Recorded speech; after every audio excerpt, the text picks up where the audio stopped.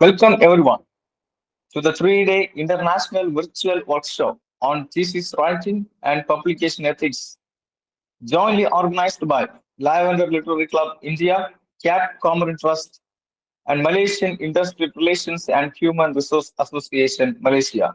Today is the first day. Today we have three speakers: Dr. S. Veeramani, Assistant Professor and Head Department of English, Government Arts and Science College, Dalkudi, Trichy, Tamil Nadu, India. Dear participants, we are moving to the first session, and our speaker is Dr. S. Veeraman. He's a scholar, research advisor, and a prolific writer. He did his BA, MA, and MPhil in English language and literature in St. Joseph's College, Autonomous, Tiruchirappalli. He obtained a PhD degree in postmodernism from Bharatidasan University, Tiruchirappalli. His doctoral thesis on postmodernism was well received and appreciated. He has published more than 20 research articles in international indexed with good impact factor journals. He is a member in international professional and academic bodies. He is also one of the editorial board members and reviewers in the International Journals of English Literature and Humanities. He is a columnist in Tamil monthly magazine Sumai Tangi. Besides, he received the Best Research Paper Publisher Award from St. Joseph College Management in 2015. He is the resource person to various colleges to train students in the field of English communication and soft skills. He is a voracious reader. He gained 10 years of teaching experience in his alma mater. At present, he is an assistant professor of English in Arinyar Anna Government Arts College, Namakkal. We are very glad to have you, sir, and hand over in this session to you. This session is yours. Please begin the session.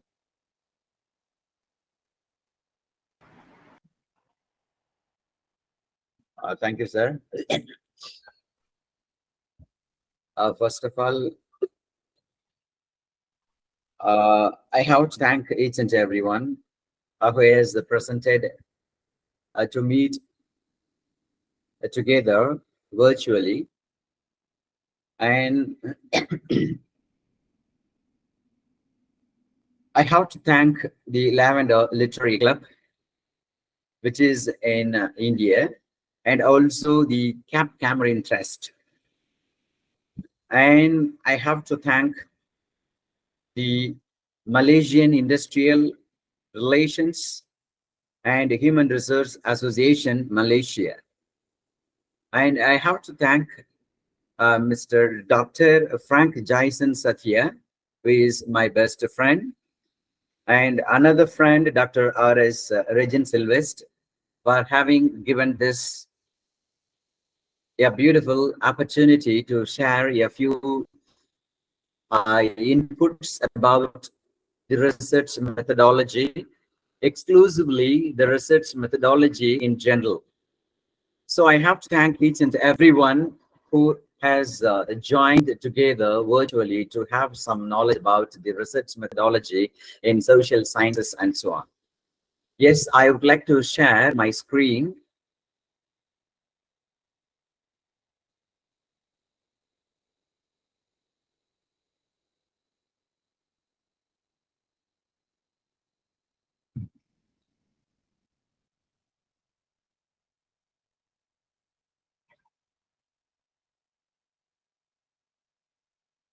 Sorry, is my screen visible to you? Yes, sir. It's visible. Yeah, okay. Yeah, it's visible. In this forum that is on the virtual mode, I'm going to give some inputs and the methods of the research design in social sciences. This method of doing research in social sciences can be applied in some of the different disciplines also. So in this way, I would like to present my presentation on research methodology. So the research design and methods in social sciences. What exactly is research? Some people can define research in one way and another in another way. So this is the general notion. But what I would like to tell you about the research is at the ending, at the end of your research, we have to give something novelty for the development of the society. So this is the primary aim of doing research. Some people can say that we can reread and redo the already done and already researched concept and already completed concept in such a way. But even if you say that something is done already, if something is researched already, but what you are going to give something new and something novelty to the development of the society. The society consists of various people in the sense we can cater the students' community, or we can cater the elderly people. We can cater our research to the youngest people. We can cater our research to the particular people of various kinds. So this is the general notion about the research. So at the end of research, we need to give some, what should I say, inputs and also the novelty to give a solution to a problem. So this is the ultimate aim of research. So when we talk about the word research, we can give an umpteenth number of definitions. But what I would like to tell you is at the end of your research, by doing many means, the finding should be useful to the society. So that's why in the PhD thesis and after completion, the general question will be that what is your contribution to the society? So this kind of a situation takes place in research and research arena. There are two common types of research. Number one is correlation research. Number two is experimental research. Under this correlation research, we have that the goal is to determine either or more variables are related. So what is variable here?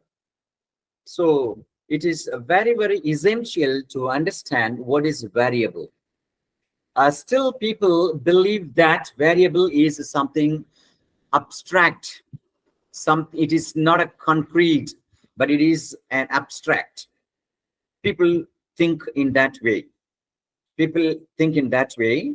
But what I tell you is, if something is measurable, if something is valuable, if something is, what should I say, given in the concept of scaling, okay, in the concept of scaling, so that becomes the variable. Say, for example, here, I would like to tell you that the weight is also a kind of a variable, and time is also kind of a variable, and height is also a kind of a variable. But I would like to give you another, the example for the variable, that is, yeah, it's given here. Age is related to weight. Okay, age is related to weight. That means weight, I mean, it is related to weight because as age increases, weight also increases. So this is the common understanding about the variable. When the age increases, the weight also increases because it is a measurable. Age is also measurable and weight is also a measurable entity. So in that way, what we can say that when the age increases, the weight also increases. So this is the correlation. The correlation or a relationship between two things that does not necessarily mean that one thing caused the another or other. So you find that it is a great understanding we need to have, that is a correlation and between two things does not mean that one caused the another, one caused the other. It is not like that. Okay, so here it is a better understanding we need to have. The second point is the experimental research, a cause and the effect conclusion. That is actually the experimental research, which says that a cause and effect conclusion. One thing is cause for the another effect. The effect becomes a conclusion. So this is what we call the experimental research. So in science, we have thought experimentation and the experimental research. So here, what I tell you is, you find that comparing two groups on one outcome is to measure or to test some hypothesis regarding the causation. That means you find that one is cause for the another. So something is triggered out and you find the final conclusion. So this is the point of the experimental research. But this under the experimental research, we have that the social researchers and quantitative researchers, qualitative researchers, mixed method researchers. And here, this mixed method research is widely used in today's scenario. In 21st century, especially when we are dealing with the Z generation students, we have the mixed method research. That is what we call that in abbreviated form called MMR. Okay, and then arts-based research. The last one is community-based participatory research. So arts-based research, you find the artistic qualities are measured and artistic qualities are taken for the research study. And the community-based participatory, in the sense the people are participating, the people are involved in doing the research. Actually, we can conduct another webinar and at another webinar for how to create a questionnaire. So there are different types of questionnaire, because a questionnaire is a kind of a tool in which, and by that we can have a great source for your research, an authentic source for your research. But some of the questionnaire may depend upon the what should I say, heterogeneous group. So they give in a different way their answers. So what I tell you is community-based participatory research is also a great, it will give us a great impact. Okay, so these are all the very, very basic understanding about the experimental research. Experimental research is nothing but a cause and effect conclusion. So this is the thing. But what I tell you, conclusion, what we say, for example, there is a philosopher called J. Krishnamurti. What he said about conclusion is, conclusion is a place where our mind stops thinking.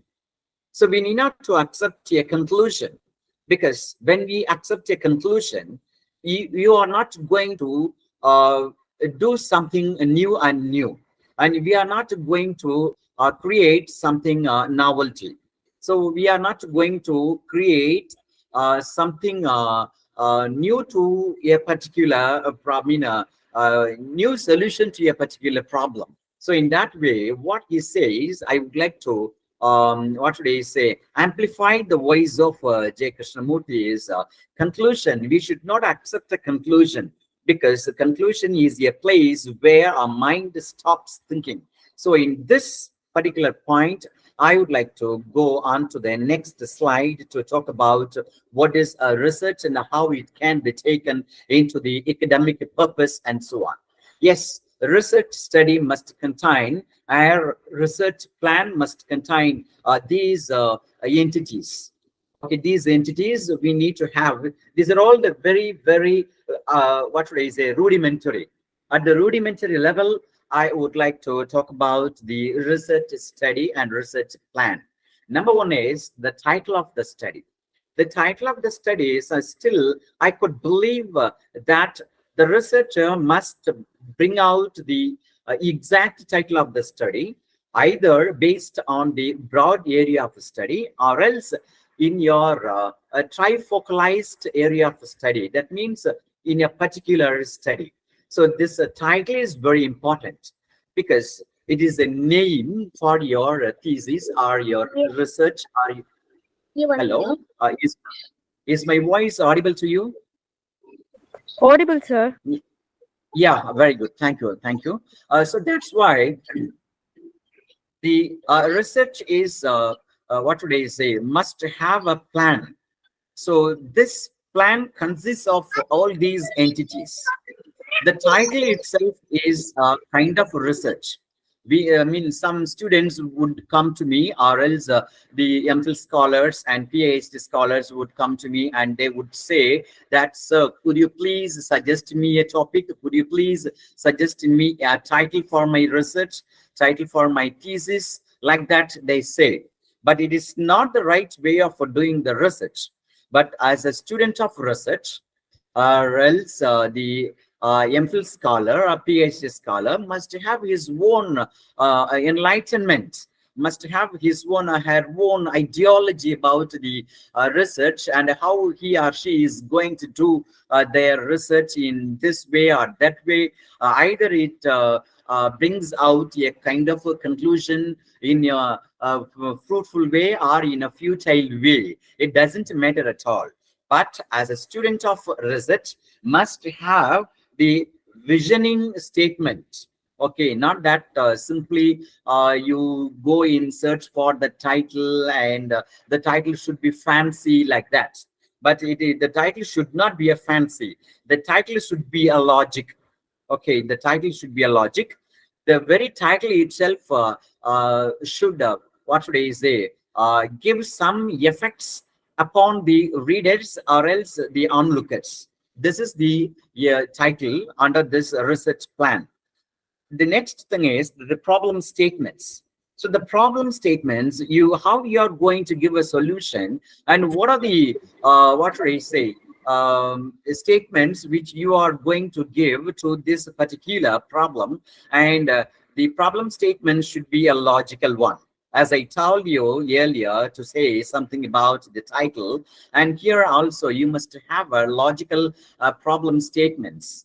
And then the next one is the purpose statement, and how you are going to, why you are going to say this particular, why you are going to choose, and what makes you to choose this particular topic or particular title, a particular area of study, and all these things you must have that.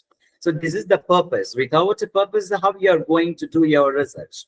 So the purpose is pre-planned, and I mean, what should I say? It is already predicted in your mind. It may be in a statement. It may be in a concept. It may be in a form of an ideology. So this is what we call that the purpose statements.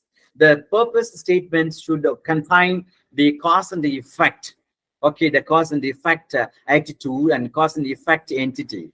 And the next thing is research questions and hypothesis or objectives. So who are the target audience? Who are the target participants? Why your thesis or why your research is going to be targeted on the particular society, particular community, and particular people. Either it may to students of English, or students of engineering, students of what should I say, medicine, and in different students of different fields. And how you are going to do that, that objective should be very, very logical. Okay. And then the hypothesis, yeah, later on I'm going to talk about the hypothesis and what are the kinds of hypotheses and how it can be taken into the consideration for our research. And the research questions, should be valuable. What I'm telling is valuable.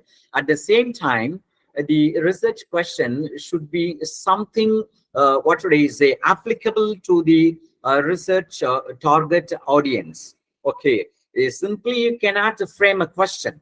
That's why I told you earlier that we have a great session called how to create a questionnaire. Okay, so this is an art of framing the questions with regard to the different kinds of uh, communities, and the community in the sense the group of people here. I'm talking about the group of people, and the questions should be something valuable and logical, and it is not to mention the fancy. Okay, and to the point, the questions should be there, because the social science group people, they would what should I say, release the questionnaire. Okay, and then they find the variables, and they will put it on the Excel format, and then they create the variables which are valid or not. They do all kinds of things with the SSP software, or else the simply software called what should I say, Microsoft Excel. And then the literature reviews. Literature reviews, you know that it's a kind of a short research study. Literature review means, because if you are taking a research on quantum mechanics or quantum physics, you need to read many articles in the sense the research articles written in reputed journals. It doesn't matter that the paper should be published on the Elsevier, okay, on the Elsevier, or else on the Scopus Index. It is not that on the what should I say, the Carol Sturt, or else the WAS, Web of Science, like that. But we find a number of other great and the standard journals available on the internet. So that's why you need to take reviews.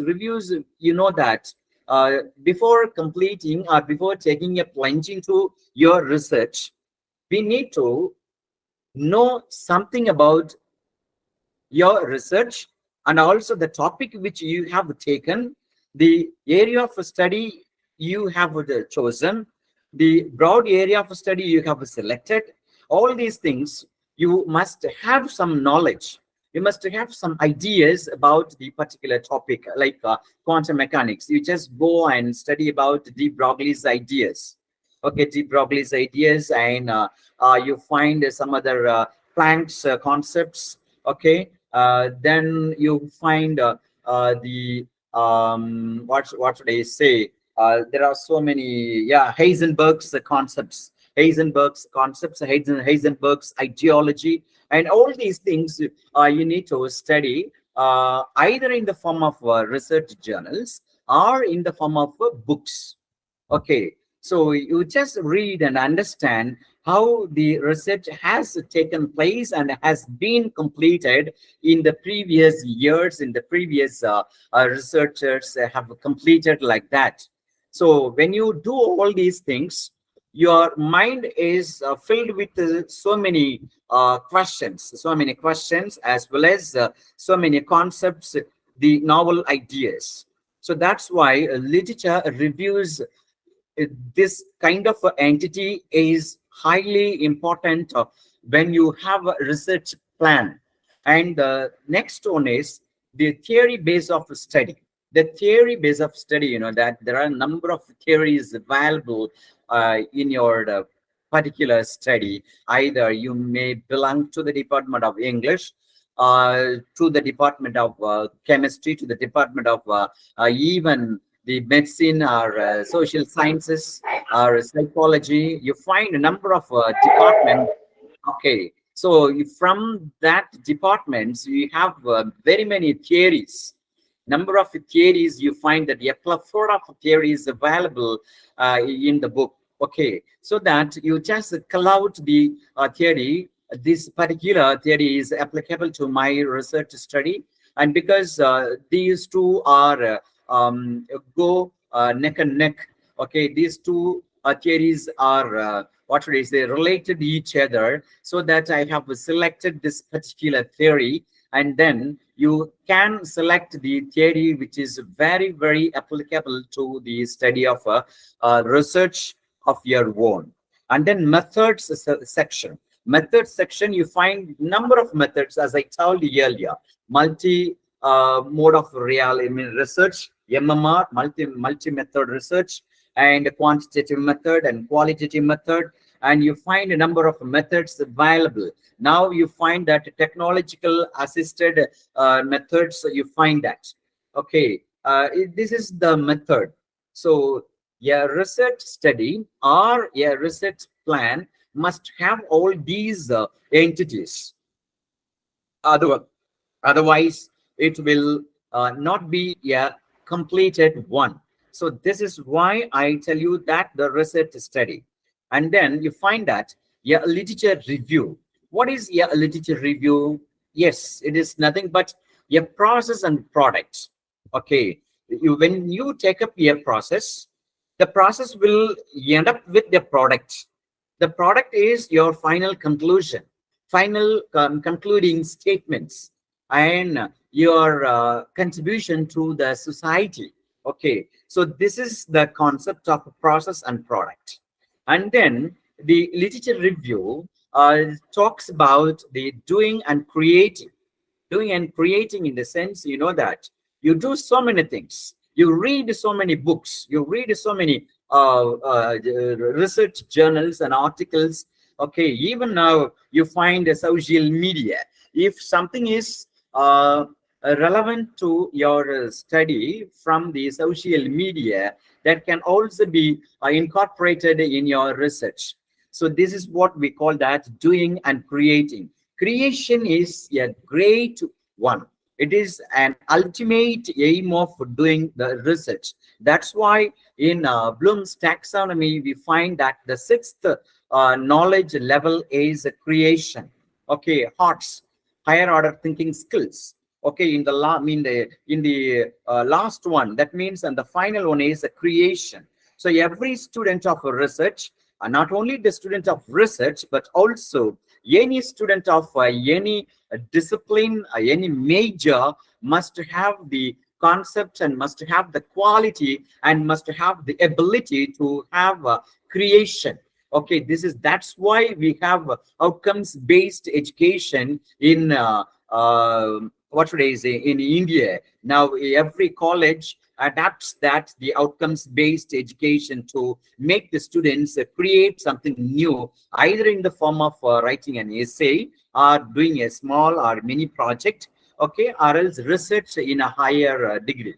Okay, yes, the process of searching for and reading, summarizing and synthesizing on a particular topic, and the resulting written summary of the search. So this is the what should I say, the understanding about the literature review.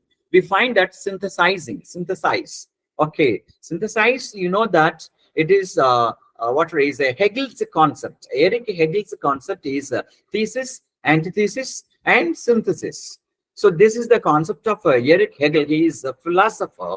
Philo, which means love, and Sophie, which means wisdom. The lover of wisdom is called a philosopher. So Eric Hegel is a philosopher. What he says, synthesize. Okay, synthesis, which means thesis, antithesis, and then finally we have synthesis. The same concept is also applied by Mr. Karl Marx in his Das Kapital, that is upper class, lower class, and classless society.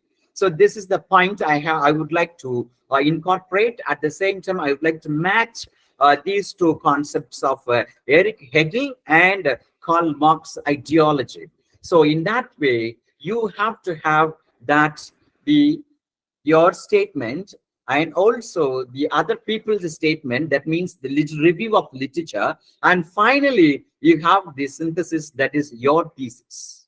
Very simple, I tell you that. And then it is a comprehensive overview of previous research. Yeah, it's a comprehensive overview of the previous research. Okay, so when you complete doing and reading the what I say, that the review of literature, you have some knowledge about the previous research on a particular topic and how they have it taken, and what are the other ways for you, and what are the other avenues for your research to be completed in society and so on. Either it may for the non-academic or academic research. Yes. And then a review of literature, it is to learn more about your topic. So it is highly essential. Some people can say that why you do the review of literature, you just have a few review of literature. But in foreign countries, in a great university, and also in a, what should I say, they in a reputed institutions, they qualify and quantify a researcher's ideology with having read of the literature review and how many literature reviews he has. Because when he has so many ideology, he has his own, what should I say, the complete ideology for his research. So that is the ultimate aim. So that's why we educators must ask the students of any kind to go in for a great literature review. Yes, a research purpose statement. How a research purpose statement should be, okay? And it is to specify the purpose or objective of the research. It's a kind of a CLLO, course level learning outcome. Okay, in the OBE you find a course level learning outcome, that is CLLO. It is not that CO that is meant for engineering colleges, given by NBA, National Board of Accreditation. For our UGC says CLLO. Okay, that is a course level learning outcomes. So in that way, in the course level learning outcome, we have only one objective for one knowledge level. Okay, the same is to be applied here. We need to specify the purpose or objective of the research. Clearly, you need to specify. It is not that simply giving a sweeping statements about the research. When you say that they are simply sweeping statements about research, your understanding as well as your writing will not be in a fruitful way, and your research is not what should I say, valid one. So that's why I tell you that you specify the purpose, why you are taking this particular topic, and how you are going to do, and what is the final conclusion of your research, or these things you must have and specify. And then the information about the research topic or problem. Yeah, that's what I'm telling, that the review of literature. Yes, then the next one is the participants or data, the setting and the methodology. So participants, yeah, you find that different groups of participants will be there. So you need to supply the questionnaire at the same time, or any methodology according to their situation, their area of living, their area of growing up, at the same time their education qualification, and all these things you need to consider it. Okay, this is the thing. That's why otherwise you will not have the proper data. So data will be something hither and thither. Okay, upside down you find that the data. So you not give a proper, what should I say, the solution for your study. And yes, the last one is methods of data collection and generation and guiding theories. So methods of data collection, as I told you, you can issue the questionnaire, or else you can ask this, the audience or the participants to attend your interview, or else you can go to their level to take the interview. At the same time, you can, what should I say, speak with them, and you can collect the ideology, the concept, and you just tick in the questionnaire, and then the generation or the guiding theories. Sometimes your theories will be very, very useful, and your theories can be very attractive. Okay, attractive in the sense the proper way of doing the research. Okay, so these are the consisted of, yeah, research purpose statement. And now we have this kinds of a hypothesis. There are three major kinds of a hypothesis. People, I tell you that still I could face, and I encounter some of the researchers, those who have come to me for the, what should I say, the grammar correction and proofreading and so on. But they write so many hypotheses, many more hypotheses, more than 10 or even more than 5 or 6 hypotheses. It doesn't matter at all. You need not to give much more hypothesis and hypothetical statements. Just you have 3 or 4 hypothetical statements, hypothesis. You need not to give a number of hypotheses. Okay, so when you give number of hypotheses, and unnecessarily you are entangled with the some problems. Okay, that's why I would like to tell you that I would like to advise you, you just have at least 3 or 4 or even 5. Okay, 5 hypotheses, okay, not more than 5 or 6 or 7 or 10. Some people say that 10 hypotheses in my thesis. They proudly say that I have a 10 hypotheses in my thesis, like that. But no other hypothesis is connected with the thesis. Sometimes I could read and I could not identify, and I could not match the concept written by the researcher with the hypothesis. I could not find that. So that's why you need to write at least 3 or 4 hypotheses. All the hypotheses must have some validity. So this is the point. Yes, now first you have that null hypothesis. Null hypothesis is nothing but no significant. I would like to read that: no significant difference between 2 groups with respect to the variable being tested. As I told you earlier, what is variable? Height and weight and age and any kind of entity or any kind of a thing which is measurable, okay, or which is scalable, can be called a variable. Okay, so when you have the testing of variables, you find only no significant difference. Okay, but you have tested, but you will not have the significant difference. Okay, that kind of that kind of hypothesis is called null hypothesis. Okay, but you will not have the proper significant, okay, significance. So that's why we call that a null hypothesis. And then the second one is directional hypothesis. Okay, what is a directional hypothesis? It is a specific difference between 2 groups with respect to the variable being tested. So this is a very, very important one. And you find you have 2 variables or 3 variables or more than 5 variables. All these variables are being tested, and you find a specific difference between the variables.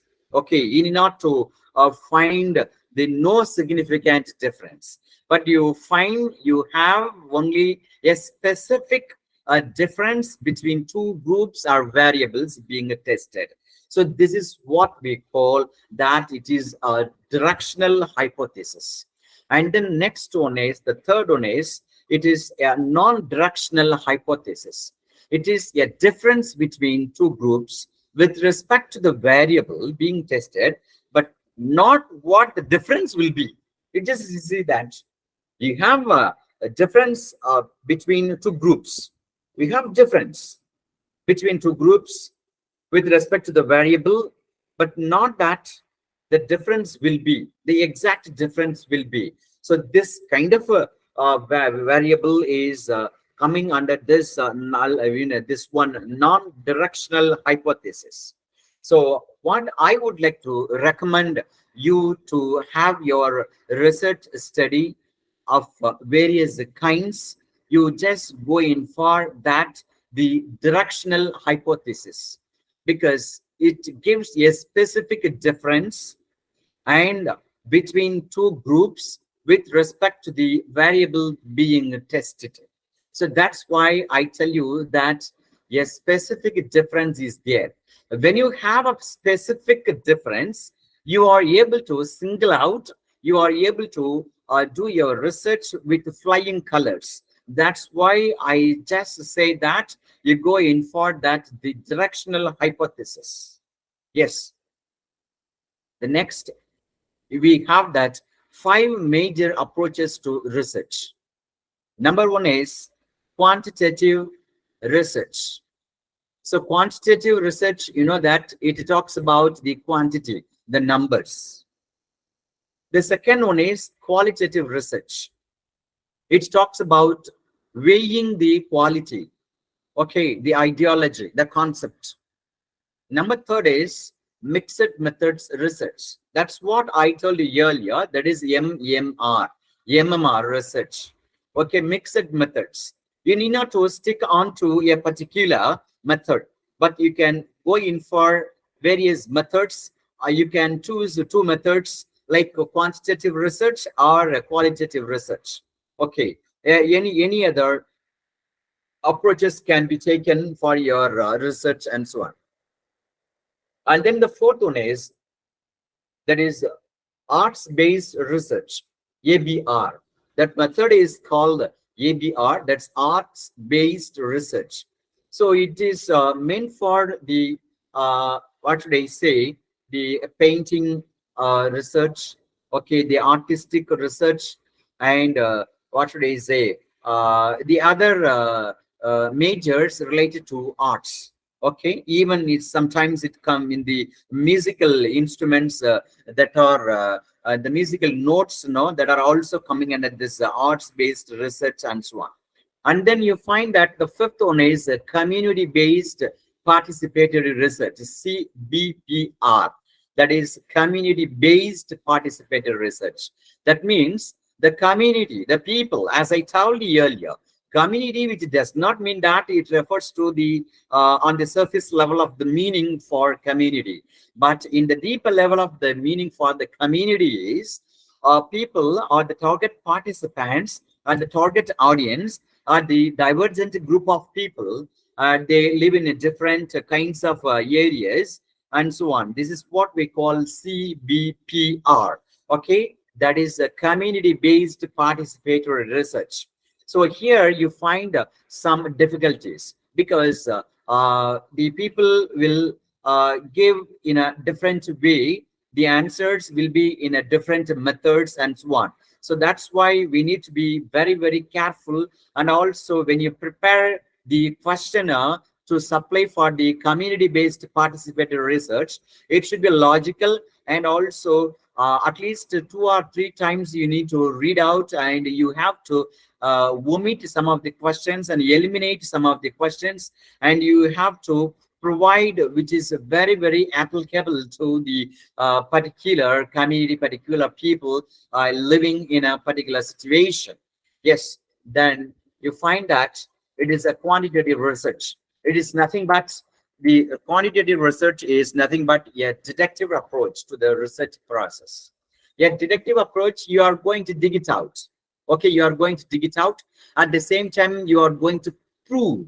Okay, either you can disprove or lending credence to the existing theories. Lending it is some students, some people say that I would like to enhance. It's say for example in software technology, in software industry, the people cannot say that this software is completely created. Claim the rights. Even they claim the rights, but it is not a complete a complete claiming. Okay, because they have the developing software. Okay, they need to develop a software from one stage to the another. Say for example, in the earlier we had only the simple softwares. Okay, and then now what is that? Is nothing but AI, artificial intelligence, and we have that that is Internet of Things. Okay, and you find still machine learning. You find so many things which are developing. So you are going to lending credence to the existing theories.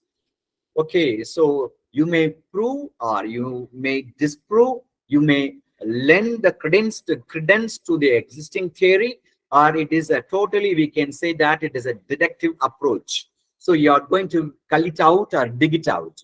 At the same time, we have that it is a measuring variables. As I told you know earlier, it involves the measuring variables and testing the relationships and reveal patterns and the correlations and the causal relationships and so on.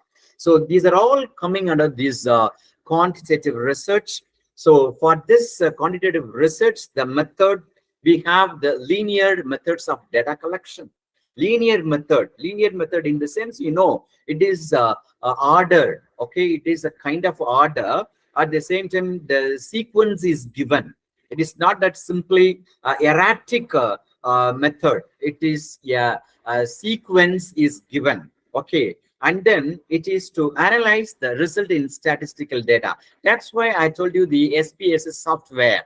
Okay, it's very difficult. Also, some of the people find it very difficult to what should I say, read it out the SPSS software. At the same time, they are unable to put it in the particular software to do their research and so on.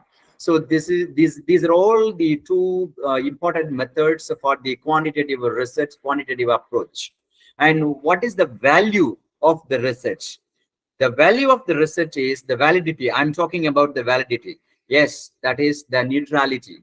Neutrality doesn't go up or down. It doesn't say for leftist or rightist. It doesn't say this one X1 is right or Z1 is right, like that. But the neutrality is being maintained. Okay, in order to say the objective of your research, we have this value. Okay, that's why I have given this the objectivity. Yes, this acquisition of a sizable scope of knowledge. So sizable scope of knowledge is acquired by the researcher when the researcher is sticking on to the quantitative research.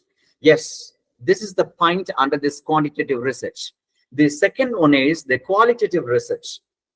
Yeah, the qualitative research, it is a kind of inductive. That is, the quantitative is deductive and qualitative is inductive. Okay, inductive approach to the knowledge building to generate meaning. It is also a kind of a generating meaning, not only to generate meaning, but also to explore something new. So that's why we have this what should I say, a research that is qualitative research. And then it is to investigate and learn about social phenomenon and to unpack the meanings people ascribe to the activities, situations, events, artifacts, and in depth, okay, and dimensions of social life, says Levy in 2014 in his book, in his research book. Levy says all these things. It is to learn about the social phenomenon. Okay, to learn about the social phenomenon. A phenomenon, you find the events, the happenings. It is nothing but events and happenings. At the same time, the activities and situations and events and artifacts, all these are measured. All things are used for the qualitative research. And what is the value? The value, I mean, I'm talking about the validity.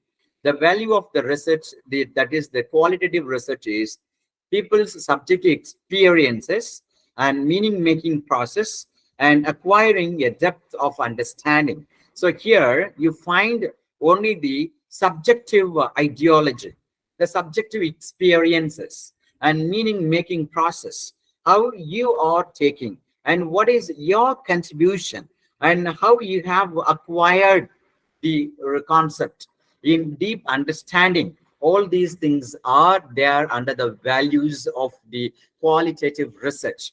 But whereas in this quantitative, you find the neutrality and objectivity. And here in the qualitative, you find the subjective experience. What a researcher has understood. Okay, what a researcher has comprehended the meaning and comprehended the or else the acquired the in-depth knowledge and understanding of a particular subject. This is what we call that qualitative research. And then mixed methods research, MMR. What is MMR? You find that mixed methods. At the very title itself, the concept itself says that mixed method. Mixed method, you can combine various techniques. In even in medicine also, you find some of the various techniques, various methods are used. Okay, that same thing can be applied even in social sciences, even in English language and literature, and in physics, chemistry, or even any other situation in any other fields of study. You can apply this mixed methods research. But clearly, you have to say that this project has mixed method research, and you just list out the what are the various methods used in your research for the better understanding of your thesis and so on. So you need to acknowledge, you need to say, and you need to what should I say? Clearly mention the mixed methods research concepts and so on. It is to collect and analyze. Mixed method, it is to collect and analyze and quantitative and qualitative data in a single project. And you find that quantitative phase and qualitative phase at sometimes vice versa. Okay, it is told by Biber and Biber and Levy. Okay, but I would like to go in for these people's writing. Really, it will be a great boon for the researchers. Okay, some of the writings of Biber and Biber and Levy, they have given a number of concepts, number of ideas to go about the research, and especially in the mixed methods research in social sciences and so on. Yes, used in applied in social and behavioral science research. In sometimes behavioral science research, it is nothing but the psychology or else even the psychiatry. Okay, sometimes in it is used in gerontology, not in the geriatrics, but it is in the use of gerontology. It is used this mixed methods of research. Yes, and then the arts-based research, ABR. It is a kind of a creative arts and social research projects. Okay, you can use in social science projects the creative arts and how people would react to the creative arts in social science concepts. Okay, concepts of a social science. At the same time, the creative arts are combined together in a research. They would be asked to respond to that particular arts-based research. This is what we call that arts-based research and so on. And then theory and practice are intertwined. Here you find that the theory and practice are intertwined like an experimental research. Okay, in the experimental research, you give a theory and then you do the practice. In that, we find only the practice. But whereas in the arts-based research, ABR, you have only the theory as well as practice. 50% of theory and 50% of the practice are intertwined together to create and to have arts-based research and so on. And then we have that it's nothing but it is used on literary writing. Okay, and then music, dance, performance, and visual art, film, and other artistic mediums. Okay, yeah, these areas can be taken into the consideration for this arts-based research area. And then inquiry processes still in some of the foreign universities, they have that inquiry-based learning and problem-based learning. Okay, that is very, very important. Still, if we have that kind of assignment to the students, okay, the students will bring out something new. So this is what we call that the pedagogy and then the curriculum designing. Okay, that's nothing that is out of the syllabus, I think so right now. Yeah, anyway, inquiry process at the center and value aesthetic understanding.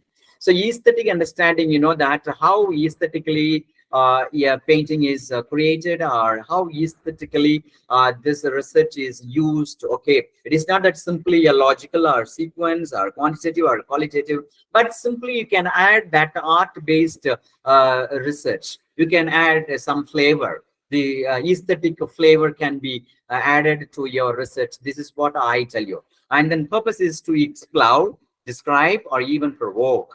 Okay, provoking sense is also heavily available in the arts-based research under this abbreviated form called ABR.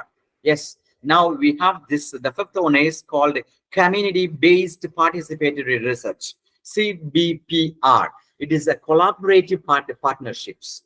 As I told you earlier, okay, the same thing can be applied here. There is the collaborative partnerships between researchers and non-academic stakeholders. Academic stakeholders and non-academic stakeholders are, what should I say, form to find a research, okay, to find a conclusion.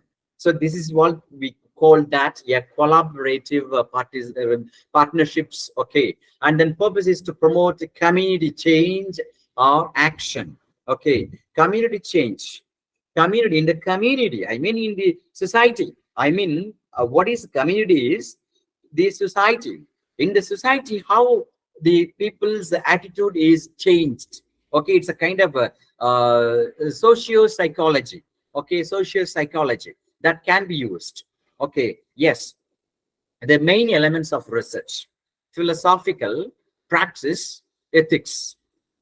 These three ideas are given by Levy in 2014. Okay, under this philosophical, we have, as I told you earlier, there is a philo, which means love, and Sophie is wisdom. The lover of wisdom is called a philosopher. Here, philosophy, you find that paradigm shift, ontology. Ontology is a scientific study about the existing things which are prevalent in our life. And epistemology, you know that the scientific study about knowledge is called epistemology. So scientific study about the existing things and knowledge, both are combined together under this paradigm shift to say the philosophical elements of research. And then the praxis, we have the praxis, it's a genre. It's a genre. At the same time, it is a design, okay, methodology, methods, practices, theories. These are all called the praxis, okay. And then ethics, philosophical and praxis, values, ethics, reflexivity. When you do the research, some kind of ethics must be followed, okay. Say for example, by that's why PETA association is there. So in order to do the research, some researchers inflict pain on the animals. So we need to have some ethics, okay, some ethics and values, okay, the reflexivity. So these are all the points, the main points of the research, the main elements of research. Yes. I think it goes more and more, the experiment and the survey research and interview and field research, and you find case study and self-data mixed methods and literary practices and performative process, I mean practices, visual arts and community-based. All these things are there, and research methods and practices.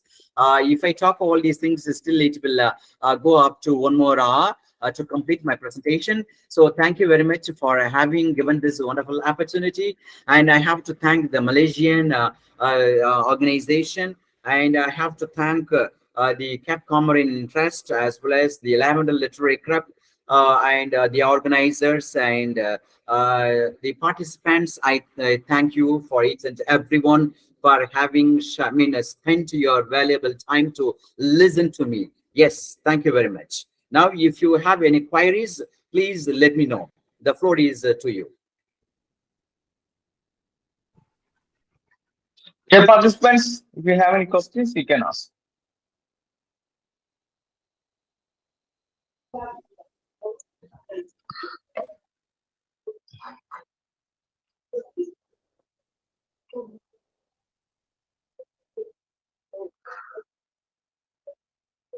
Doc, The good presentation was evening. very nice. Thank you, sir. Good evening. Thank you, sir. Yeah, am I audible, please? Welcome. Am I audible? Yes, Yes, you're Yes, sir. yes. audible. Please continue. Yes, Yes, sir, you're you're audible. Yeah, audible. okay. Yes. Thank you. Okay. My name is Ibrahim. I'm speaking from Finland. Thank you, Doc, for your wonderful presentation and your in-depth explanation of your presentation. My question is, looking at the 5 main types of research that you outlined and the advantages and disadvantages that you explained, I my can't get you, question sir. is, can you hear me, please? Can you hear me, please? Can you hear me? Yes, sir. We can hear. Yes. Could you Yes. please So type my it out? question is, can you hear me? Yeah, Yes, sir, we yes, I can can hear you. hear Kindly you. ask the question. Yes, Yes, sir, kindly ask the Yes. I question. can hear you. So yes. So yes. So my question is, looking at the 5 main types of research that you explained, Yeah, yes. in this 21st century, what parameters should be considered by researchers to choose a particular I type can't get you. I can't get you. I or can't get you. can you hear me now, please? Yes, I Yes, can sir. Your hear voice you. is breaking. All right. Your I'm voice is saying that breaking, looking at the sir. 5, I don't know. My line is breaking. Straight away you ask the question. I have 5 approaches I have given. Yes. In this 21st century, what parameters should be considered by researchers A to MMR. choose MMR a can be used. particular? MMR and art-based research can be used. In the 21st century, yeah, this is what your question. In the 21st century, art-based research at the same time, because why I'm telling that arts-based research, the AI has not widely used in arts only.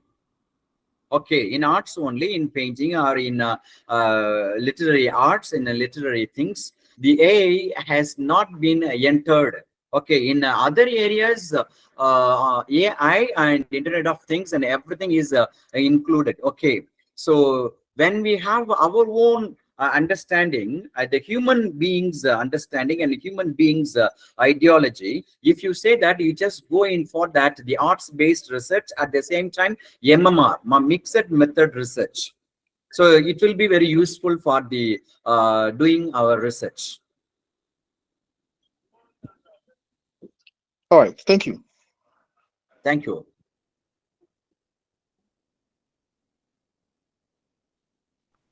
Good evening, sir. Yeah, good evening, madam. Am I audible, sir? Yes, you are audible. Could you please tell me some of the recent trends in literature? Like, as you said, AI can be incorporated in literature arts as well. Could you tell me some other aspects, some other recent trends? Because AI has not been explored that much in literature and arts. Like this, could you please tell me some other trends? Yeah, it's for the some other trend in literature, we have the digital humanities. At the same time, exclusively, we can have that data feminism. Okay, just explore that. What is data feminism? So how data is used, like artificial intelligence and Internet of Things and everything is used to demoralize feministic aspects and feminism. That's why we have that new exploration called that is data feminism. So AI is also included in literature under the caption of data feminism. Thank you, sir. Yeah, thank you.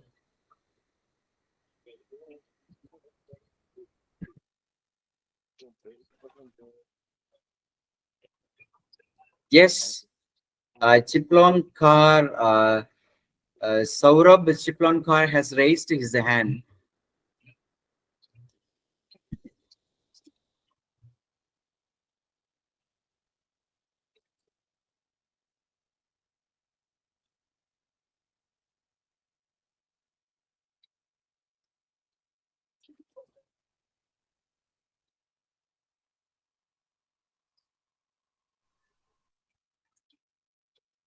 Dear participants, if you have any questions, you can ask.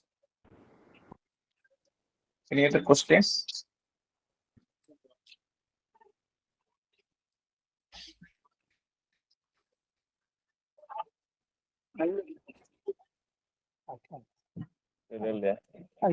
Yes.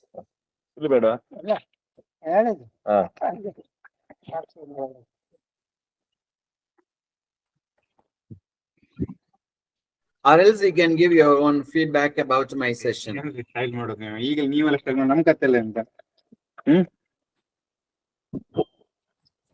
ನಾನು workshop attend ಆಗ್ತಾ ಇದ್ದೇನೆ ಈಗ ಆಗ್ತಾ ಇದ್ದೇನೆ ಈಗ ರೂಮಲ್ಲಿ ಇದ್ದೇನೆ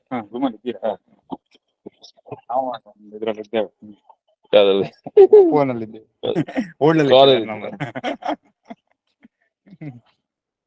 ಅಯ್ಯೋ ಕುಂತ ನಾನು ಕಾಣ್ತಿದ್ದೇನೆ ನಿಮ್ಗೆ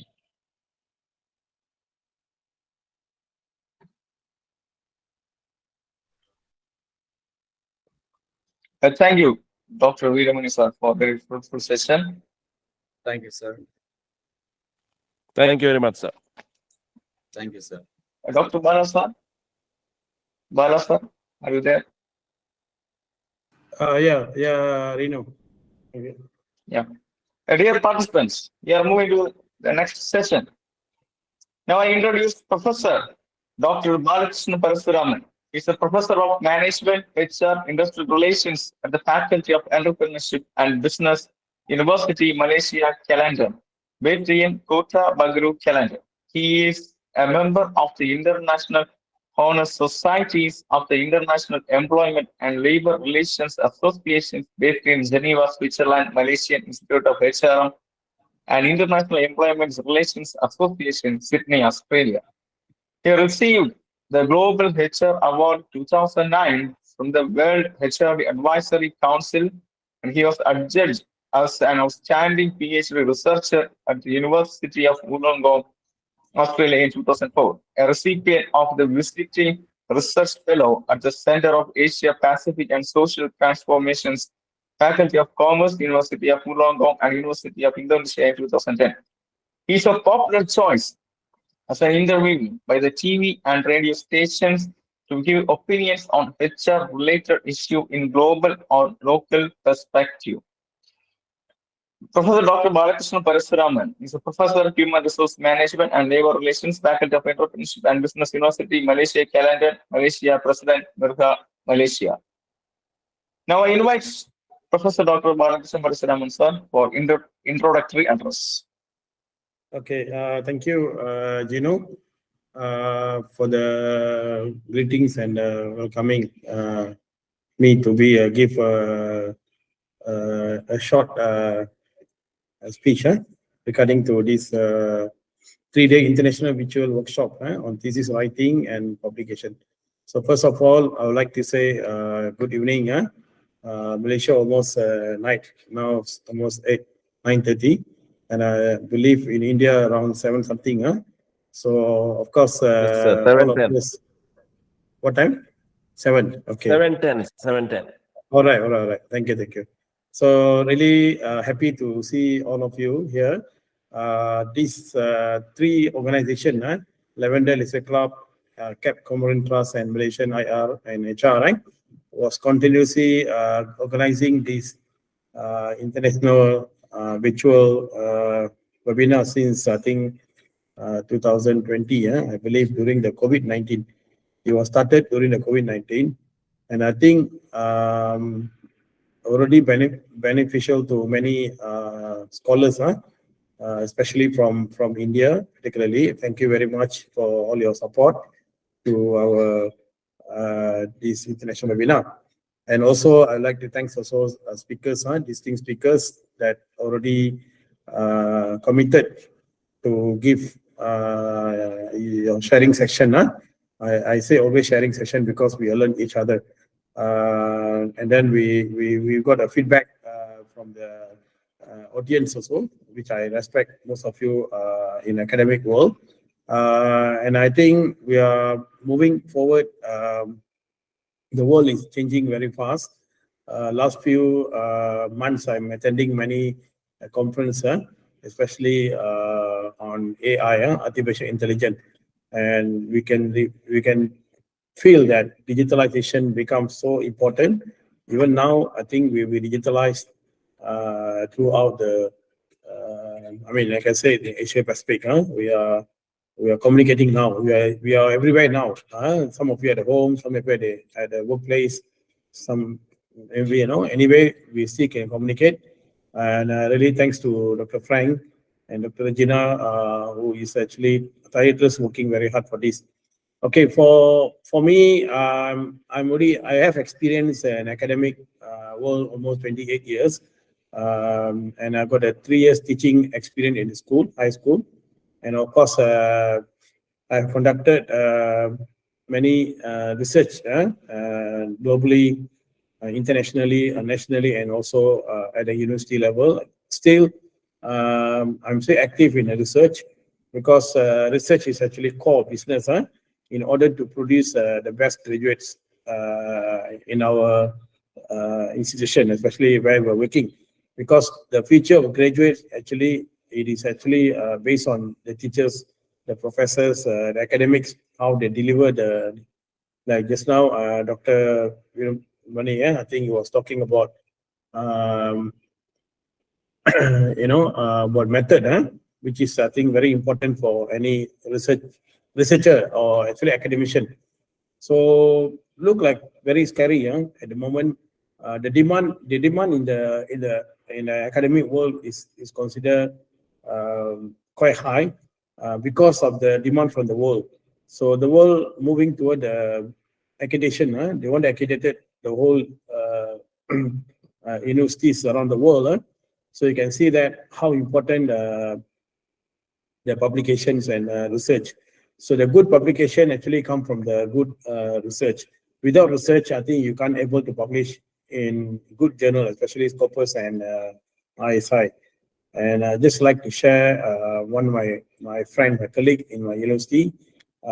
He is from he's a foreigner lecturers working in my university. So the KPI key for educators I saw, because of he is a foreign lecturer, you need to publish at least 6 scopus as a main author or 4 ISI journal in Q1, Q2. You can see how tough is the life as academic, right? So you have to no choice whether you like it or not. You must publish in scopus and above the corporate ISI. So this is not a tolerance in academic world. Comparable to my time, I think we are more focusing on the index journal. Although at the time we are not talking about ISI scopus. All these only appeared just a few years back, where the demand from the employers and also from the university around the world, they want to compete each other to make institution the best. I can see India recently also talking about this. They have no choice. They have to participate in the that. I can say that there's a world ranking, like this World Cup sports. Everybody want to be a winner. And during this, one of the indicator for to be a top university actually basically focus on this what they call writing and publications. So that's very important. That's why this time around the team talk about thesis writing and publication ethics. So ethics very important. Now we have chat CPAT, AI also already getting popular, and AI also can write for you. And but the question is, AI doesn't know plagiarism. AI doesn't know how to speak and how to present. So that is a difference between AI, artificial intelligence. But however, things are already happening now. So it's going to be a lot of challenges that we're going to face in the years to come. So every day, every minute, you can see the world change very fast. So in the academic world, of course, we can see a lot of changes happen. A lot of people, journals appeared in online, and everybody want to be top, and a lot of journal demand is high. I just edited one of the ISI journal under Springer. This morning I got one. I reviewed the journal for. So I go through the article and to give my comments, and I to approve or not, to check or not. So the paper getting very high standard. And I don't know where the paper come from because they never inform me the author's name, but I review. And last few months or so, I'm reviewing a lot of thesis, PhD, masters, especially PhD in terms of quantitative and so on. So while I'm doing this, I also learn a lot of things from the student itself. So the demand, then what I expecting, even my student last year and this year, they are already published Scopus because they are beginners in the research. So I asked them to go to the conference proceeding that has Scopus weightage. So they are publishing the paper based on even one of my student doing MBA project, he goes to publication. So the thesis and the publication is correlated, very closely correlated. You cannot separate these two. So when you start writing a thesis, of course, you need to have a good research problem, issues that you want to do. Otherwise, you can't start any research. So normally the student will come with ideas, issues. So you can see surrounding a lot of issues. Like in my case, I'm an expert in human resource management and industrial relation. So what I do, I look around, I see the issues, what is going on. So then I propose this to my student who are actually mostly working adult. So they found that this topic very interesting. Prof, can we proceed? Yes, you can proceed. And I start questioning them. Hopefully your study researchable. Don't come up with very giant ideas, but cannot be researchable. So researchable means how you complete from A to Z. So finally you can graduate. But during the graduation period of time, of course, this is writing, you need to publish at least 1 or 2 papers. So actually we are learning each other. When the student, I guide them. Example, next 2 weeks from now, I'm calling all my PhD students. I'm running my own colloquium. So this second round colloquium, I do myself colloquium. I call them and I say to them, when you come here, you need to present your at least 1 paper from the systematic literature review, critical analysis on the issue that you selected. So we must have issue first, then only it become problems. So the problem is very key in any research. Without problem, then you can't come up with a good research question that indicate different method. That's not Dr. Veermani already talk about ontology, epistemology, methodology. That's very important in the philosophical of science. When you do research, you need to understand the worldview, okay? How you look at the issues and how you define the issues and how you bring the issues into your big questions and subsequent question. Then after that, only you determine what are the parameters for research method. So your questions and issues very important. And then from there, you can look at what is significant on the theoretical and also practical and also policy. Yeah, these 3 is very important. So even in the research problem, the 3 is very important, especially when you do PhD or master by research, you must very focus on the theoretical contribution. Like yesterday morning, there's one PhD student presented from Indonesian case, Sumatra. She's studying in our university, so I was an examiner. First question I'm asking her, are you studying about Indonesia or you're studying all over the world. Of course, your case study can be Indonesia, but the theory and the issues may be globally discussed, debated. So you need to also be alert, respect other scholars, what they are doing at this moment. So even I'm also expert on the minimum wage and wage related research. So today, yesterday I got one report from Europe, the whole talk about minimum wage. So I'm updating my knowledge from time to time. So although I'm a professor, but I need to read, I need to understand, I need to know what's going on. That's how I supervise my student. So thank God, currently I have around more than 25 students. And recently, few African students come and join because they saw my maybe my website in my university. They saw my expertise on labor. We received a 4 Nigerian students will coming joining us. One doing on the trade union and wages, and also China, student from China. I didn't see any student from India. Very seldom I see student from India come and study in Malaysia. So please take a note, take opportunity. Like a lot of China students coming and study even for Africa, even for far away from India actually. But you should come and explore yourself. So sometimes you don't need to come and stay here for long term. You can come just for 3 months. So I'm encouraging you also to do your PhD masters, so that you get experience. Some of the basic experience on the research and so on.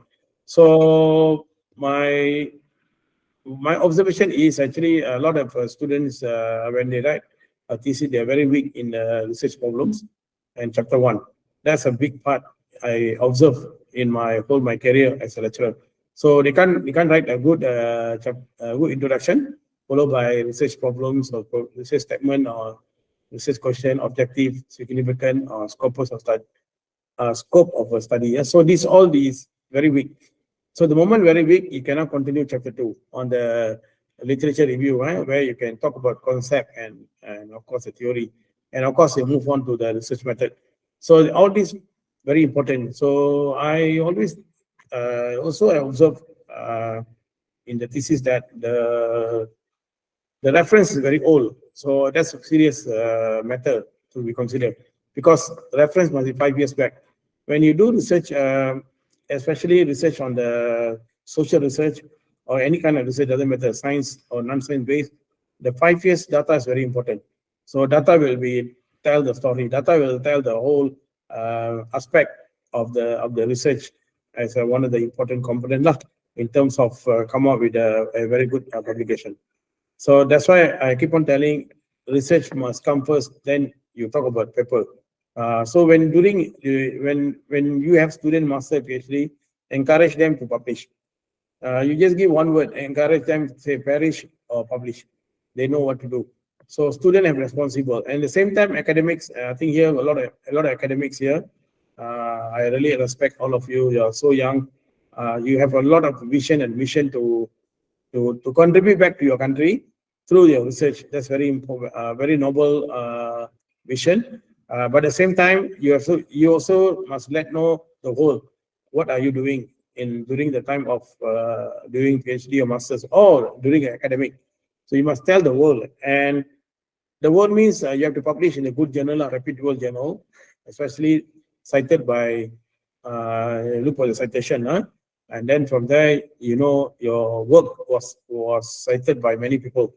Amazingly, you see your work actually somebody from other continent of the world will cite your work because now everybody can access to the database very easily. So that's why we encourage we all publish in Scopus or ISI, so that your name will be accredited and your expertise will be accredited, and then that will be helpful for you to bring up your standard as academician. So that's why I keep on telling you are living in the world very, very tough and challenging, comparable to my time, but you have no choice. Okay, I have only got another 4 years to go to retirement, and I will peacefully retire from the academic world. But of course, I contribute my ideas, my expertise throughout my life. I won't stop doing that. But of course, and I'm personally, genuinely will tell you that you need to work very hard. When you're young, you need to put a lot of effort. So I didn't see a lot of collaboration work. I keep on telling in this webinar why you all cannot collaborate with us in Malaysia and so on. You can see a lot of speakers were talking about many research. I didn't see any collaboration. I also talked to Dr. Frank and Dr. Gina why this webinar doesn't have any collaboration. So, like example, I think Dr. Frank is here. When I met Dr. Frank a few years back, introduced by one of my friend, Dr. Ganesan, I don't forget him. He also a chairman for this congress. He always come and support. So through him, I know Dr. Frank. And then one time I told Dr. Frank, why not we form a WhatsApp group, the international scholars from Indonesia, Malaysia, Africa, and so on. At that time, nothing come out. Everybody quiet. Nobody move towards do something. And then I posed the idea to him. Why not we write a book? Let me lead the project, but you will be the co-editor. So I invite Dr. Frank, Dr. Ariana from Indonesia, and another my friend from science background, Dr. Jaya, and also four of us. Amazing, and also we receive very good response from the authors, and they come from different background, different field. We're writing a book on the research method in multiple discipline. So we got all kind of research, but only one book, one single book. We got multi-method, qualitative, quantitative, case study, grounded theory, ethnographic, and many research in the what we got our 12 or 15 papers, and there are some from PhD or doctorate, masters. So everybody sharing. The book is more unique because they're sharing. So I told Dr. Frank, although we are formed this WhatsApp group, but nothing happened. But I come up with this project, and I believe this book going to be published in Malaysia, and with the University Public Press. So hopefully the book will be captured in the market. So we've also got authors from Zambia, from Ghana, and also from India, Indonesia, and many scholars from Malaysia and India also. So I think that's how I start this network, and I give credit to all the authors and also to the Dr. Frank as my good friends. So I asked him to come up with this project, and we are working on another project. Soon after next year, we're trying to do a physical conference. Rather than virtual, I also like to see all of you face to face. I can't see all in the virtual, which is I think I miss you all. I want to see face. So I hope now COVID is almost settled down. I can see a lot of tourists from India already start coming. Yesterday I went to the hotel. Many Indian tourists already landed in many hotels in Kuala Lumpur, and including China is coming a lot, many coming. So I think the economy is start to improving. So I think our time to go to India, and then you guys can come and share your work or your whatever things that maybe we become as a book chapter and so on. So that is our plan. So I think with the short my welcoming introductory to all the parties for this international virtual workshop. Again, I'd like to thanks to all the participants, especially I really highly regard to all of you. You're all like my brother and my sisters. I regard that like that because academic world, we are like one big family, regardless where we stay. So I always treat like our big family in this room. And also like to thanks to all the speakers, which I think, and I think Mr. Aruna, he was in Africa, but now in Finland. Congratulate to you. I think you are in Finland now.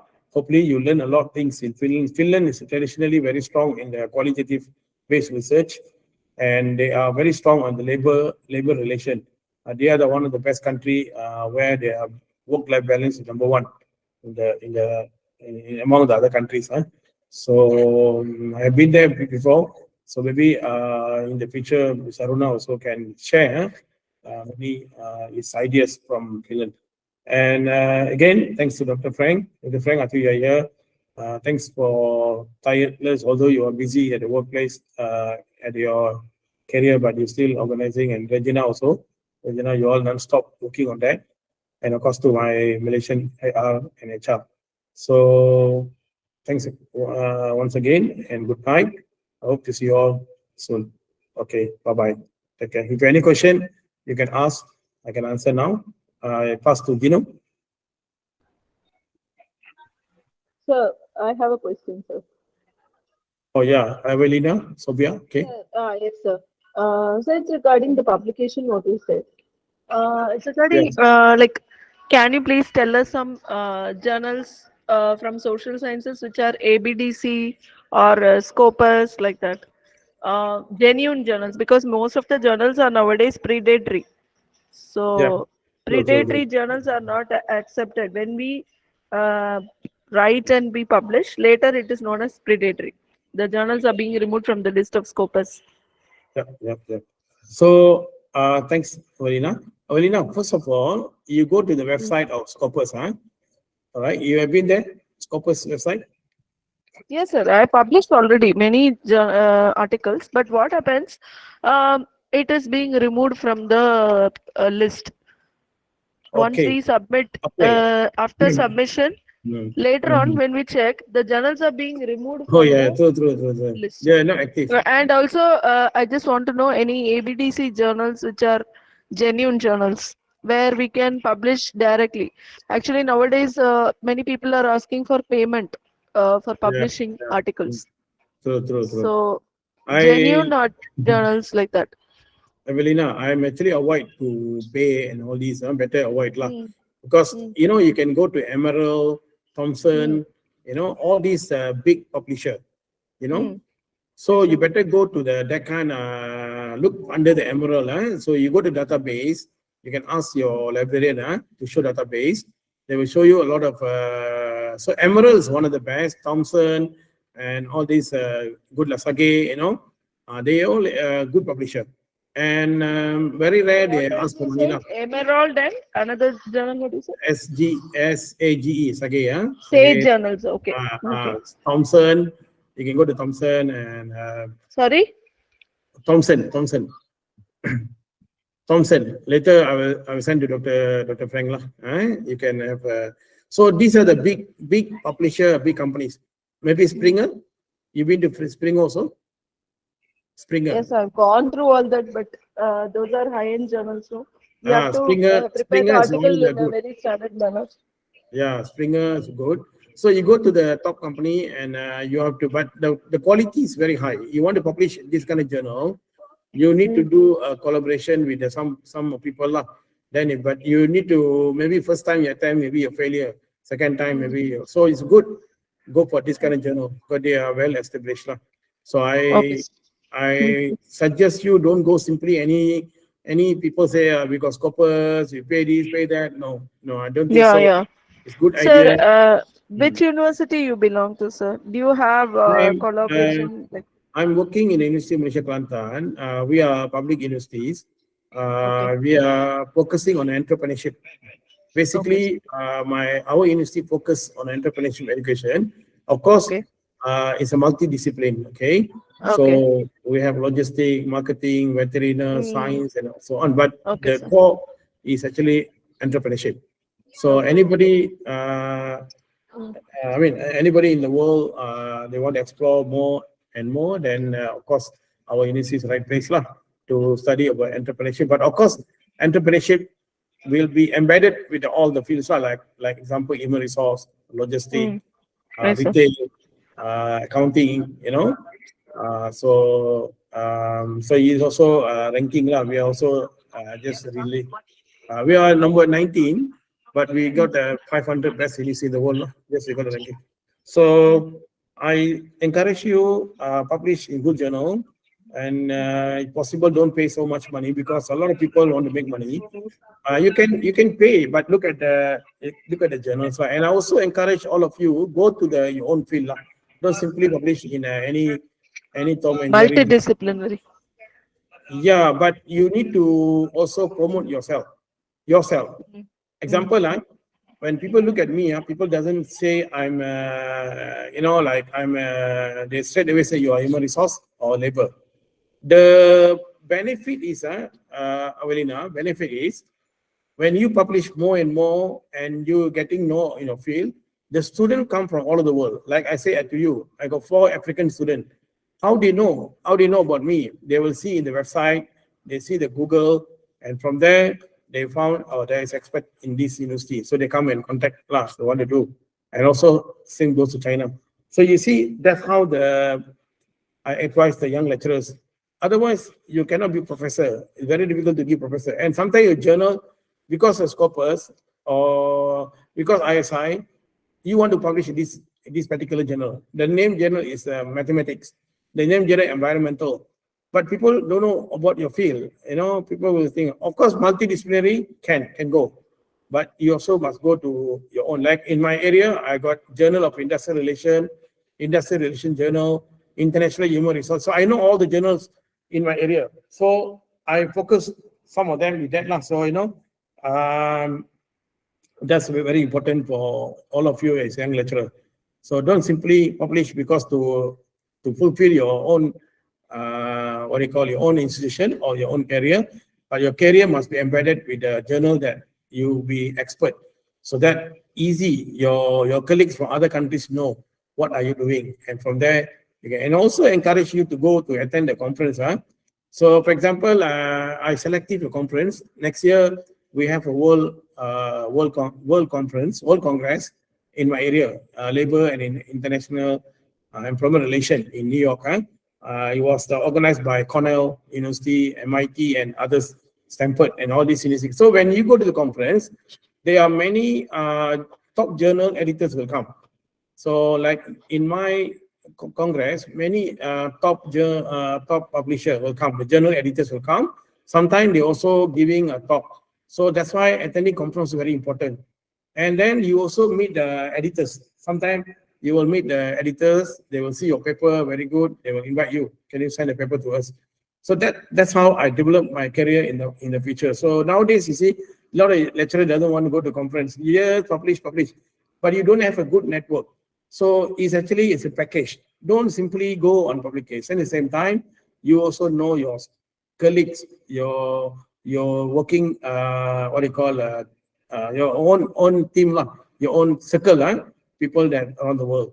So that's why you selective the conference. I encourage go to Europe, mostly Europe or America. I know it's expensive, but it's worthless to spend some money, go there and meet some editors. So I believe in your own field. Avina, what is your field? Avelina, what's your field? Oh, I think I lost you. Okay. Your field of study. Sir, I am also I am also teaching entrepreneurship in my college. Oh, that's good. Okay. All right. Okay. So you can communicate with me, anything, but I cannot give my email. But my email is very easy. My name, full name, Balakrishnan. I don't know how to. Okay. So can I get your number? Yeah, you get from Can I get your number? Okay, 01. From the organizers. 012-839-6343. So can I get your number from the organizers? Yeah, can. You contact Dr. Frank. Dr. Frank can give my email and everything. Gino also can. Okay. You contact Gino. Yes, Gino, ma'am. can you give my email to them? Yes, ma'am. Yes, sir. I will give. Okay. Yeah, please tell them, because she want to know about entrepreneurship. It's okay. All right. I think the other speaker is waiting. It's quite late already. Gino, if there's no questions, they pass to you. Oh, Yes, there's another person, Saura Baj. No? Can you hear me? Okay. Good evening. Can you hear me? Can. Yeah, so actually this Scopus and Springer, do they publish the literature papers or only science papers? Oh, no. Scopus and ISI, every field. All field. Every field. Okay. Yeah, okay. yeah. You can check Right now, yeah, I published 2 international papers, but not in Scopus and Springer. I tried to go for that, but generally the cost is very high, I think so there. Yeah, you try to find out in your field, literature. Yeah. And Okay. then better. No, I mean, if you could suggest some like journals for literature, English literature, like you suggested the previous because speaker. my field is more management. So I Okay, think okay, okay. Okay, Dr. Andy. Veeramani is the right person because I saw his English department. Probably Okay, okay. the Dr. first speaker. Veeramani. Dr. Okay, okay. Veeramani. Where Yeah, you if come from? Where you come from? I'm from Udupi, Udupi. Udupi, It's right? yeah, it's under Mangalore University only. Karnataka, Karnataka. Oh, Karnataka. Oh, okay, okay, Yeah, okay. yeah. India itself. Oh, Yeah. your superstar Rajinikanth, today the movie already, yeah? No, that is that is Tamil Nadu. Rajnikant is Tamil Nadu. I am from Karnataka, No, Rajkumar. I don't know. He's Dr. probably Raj. from Karnataka. Yeah, Today, I think movie out already. Everybody yeah. is going to watch his Yeah. movies. Okay. So, okay. All right. Thanks, Okay, sir. thank you. All right. Thank you. Okay, Thank you, Professor Barasa, for introductory address. And dear participants, we are moving to the chat session, and our speaker is. Am I Let me audible, introduce sir? our speaker, Dr. P. Harshini, Mm. former professor, Department of English, Dr. MGR Educational and Research Institute, University, Chennai. She is also an editor and content writer. Presently, she is working as Assistant Professor of English, PG and Research Department of English, Ediraj College for Women, Chennai, India. We are very glad to have you, ma'am. The session is yours. Please begin. Good evening, everyone. So happy to be here again. Uh, I'm grateful to the Lavender Literary Club for giving me an opportunity once again to be a part of this wonderful 3-day international workshop. Okay, so today's topic is going to be quite an interesting one because I will easily relate to all of you because it's all about online tools for language correction. Okay, I think many of you will be facing the issue of language. You'll be having language problems, right? You may have very good subject knowledge, but when it comes to putting it in a proper language, many of you will be lacking, or you may be confused about the verb, about the adjective, about the adverb, and so on.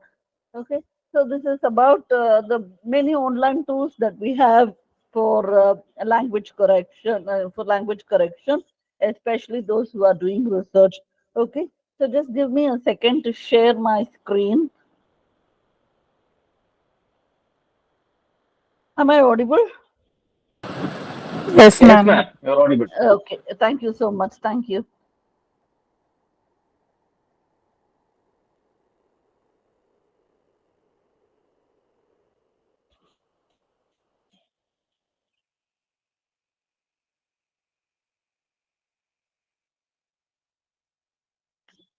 Is the slide visible? Yes, ma'am. Okay, thank you so much.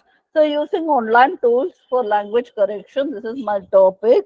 And I am Dr. P. Harshni, and I think Jinu sir already introduced me to you all. So there is nothing much to tell about me. He has beautifully introduced me to the audience. So I would like to proceed further. See, introduction. See, language is an important facet of communication. It's a very important tool and a very important facet of communication. Whatever is needed to be delivered to the audience can be done only through impeccable communication, be it spoken or written. When it comes, we would have seen how the other speakers spoke today. Balakrishnan sir and Viramani sir, they delivered so beautifully, and you were all able to benefit a lot from that. So whether it's written or spoken, you need to communicate so well to the audience that it will reach a larger number of people. Okay, so this presentation is an earnest attempt to help language learners, researchers understand the various online tools that help in producing flawless language in research writing. See, I'm not going to guarantee that these online tools are so good or they are 100% foolproof. Okay, they are not 100% foolproof, but they can help you a lot. Maybe in spelling corrections, maybe in minor grammar corrections. Though the language tools are very good, but when you depend on it fully, I don't think it will help. So, reading is always the best way to improve your language fluency when it comes to writing, especially. Okay, you need to read a lot of books. Only then you will be able to get the flow of writing. Okay, you need to be practicing writing every day, and you need to read a lot of books. Only then you will be able to do a very good presentation when it comes to writing. Okay, but still, when it comes to subject knowledge, there are many multidisciplinary researchers here, and you may all have very good subject knowledge. But when it comes to language, there may be some sort of lacking, because uh, English, as you know, is a tricky language. Okay, which you feel is right may not be right, and which you feel is wrong may not be wrong. So it's like that. Okay, so you need to understand the language well before you start writing, and so this kind of language tools will help you in some way. Okay, so I'm just going to introduce to you what all the language tools are available in this present world. Okay, and recently we had a chat GPT, and I don't know much about it because I have not opened it, and I have not used it also, but still I would like to give you some information about that. Okay, and regarding Grammarly and everything, we have it here. It will be very useful for you, all of you. Okay, so next, language errors types. So what are the types of language errors? So language errors can be broadly classified into six major types. Okay, what are they? Grammatical errors or usage errors, that is faulty, unconventional, or controversial usage, that are such as subject verb disagreement. Many people they make mistake only when it comes to subject verb. Okay, so this we call it as concord. So this kind of subject verb agreement is always confusing for everyone. Okay, so then that is one thing. And or an inappropriate verb tense, you don't know which verb tense to use in that particular sentence. Okay, then misspellings, wrong use of spelling. Okay, for example, principle, we say principle but you write as principal. There are lots of change in the meanings. Okay, principle is different, principle is different.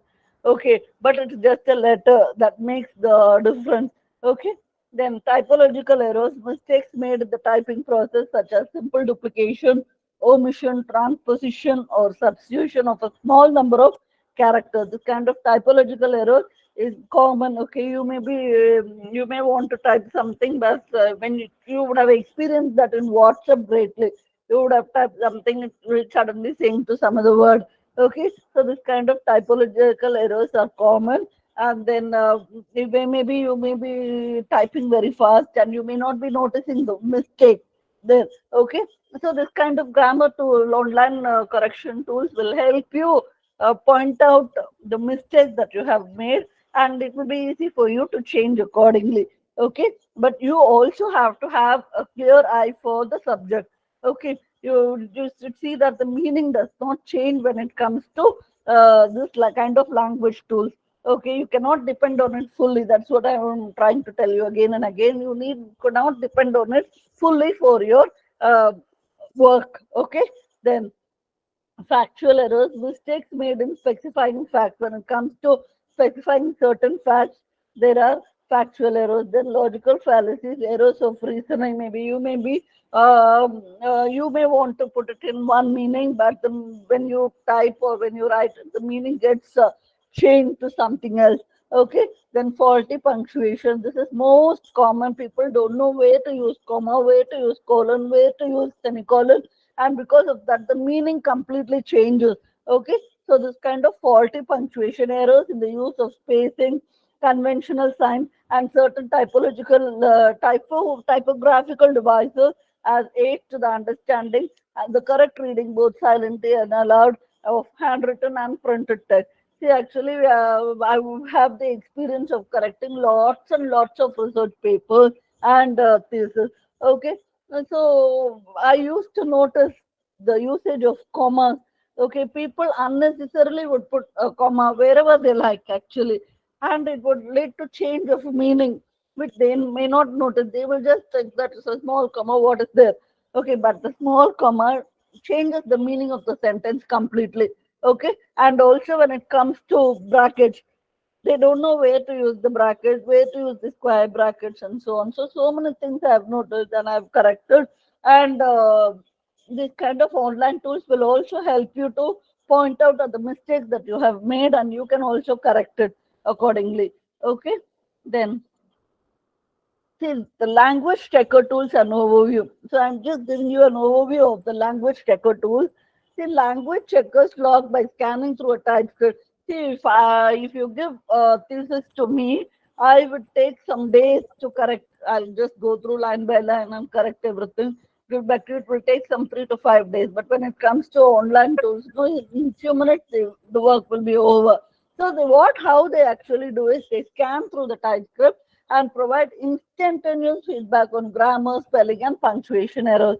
I told you it will help you, aid you in spelling. See, but you have to be very careful when it comes to change in spelling. You would have given the spelling as THEIR, and the grammar tool will just point out as correct, whereas the correct spelling is THERE. Okay, this grammar tool will not point out that for that particular tool the spelling is right.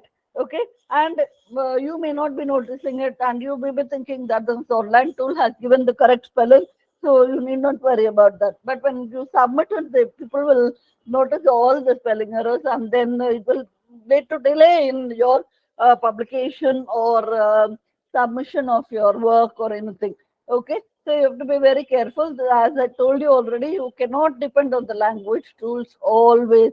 Okay, the language checkers can point out issues such as subject-verb disagreement, split infinitives, double negatives, run-on sentences, and incorrect use of prepositions. So when you have put the wrong preposition, instead of in, if you have put on, or instead of for, you have put something else, this kind of language checker tools will help you identify the wrong preposition and make you correct it. Okay, it will give a replacement, and you can replace it with that word, and you can read and see and feel it right. Okay, then if the checker finds an error, it will explain the grammar rule and offer a solution which the user can accept or ignore. So in all grammar tools, no, wherever you have made a mistake, the grammar checker will point out the particular the mistake what you have done, and they'll in the side box it will give why you have, what is the problem with that particular sentence. Okay, and if you feel it is right, you can accept, or you can just ignore. If you feel what you have written is right, then you can ignore that. Okay, so the checkers also highlight spelling errors and words that may have been confused. So if there is in case of any confusing word or repetition of words or anything, then definitely this kind of language checker tools will help greatly. Then some grammar checkers also offer feedback on style and vocabulary usage. Maybe if you go for Grammarly Pro, okay, where you need to pay some money and you get that tool, definitely you can avail all these benefits. Okay, when you go for basic Grammarly tool, you cannot have this kind of benefits. Okay, then style is difficult to check because the intricacies of language require extensive artificial intelligence, but some language checkers also claim to have this capability. See, this kind of language checker tools depend on artificial intelligence, but it requires extensive use of artificial intelligence to bring out a perfect work.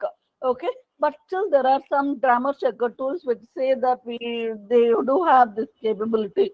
Okay, for example, some checkers will flag sentences that are written in the passive voice or indicate that a particular word may have been overused. So this kind of mistakes that the grammar tool points out will help you a lot. Okay, but it is up to you to decide whether to use it or not. Okay, if you feel it's okay for your research, you can accept it. If you feel you can ignore it, you just ignore. Okay, then hence many grammar language checkers, if possible, no, don't try to go depend on only one grammar checker tool. As I told you, I'll be pointing out at about some 9 to 10 checker tools. So whichever you want, you can have some 2 or 3 so that you can cross check, okay, which is right and which is wrong. Okay, then hence many grammar checkers actually claim to do more than just check grammar. Actually, there are some grammar tools that advertise that they do more than just checking grammar.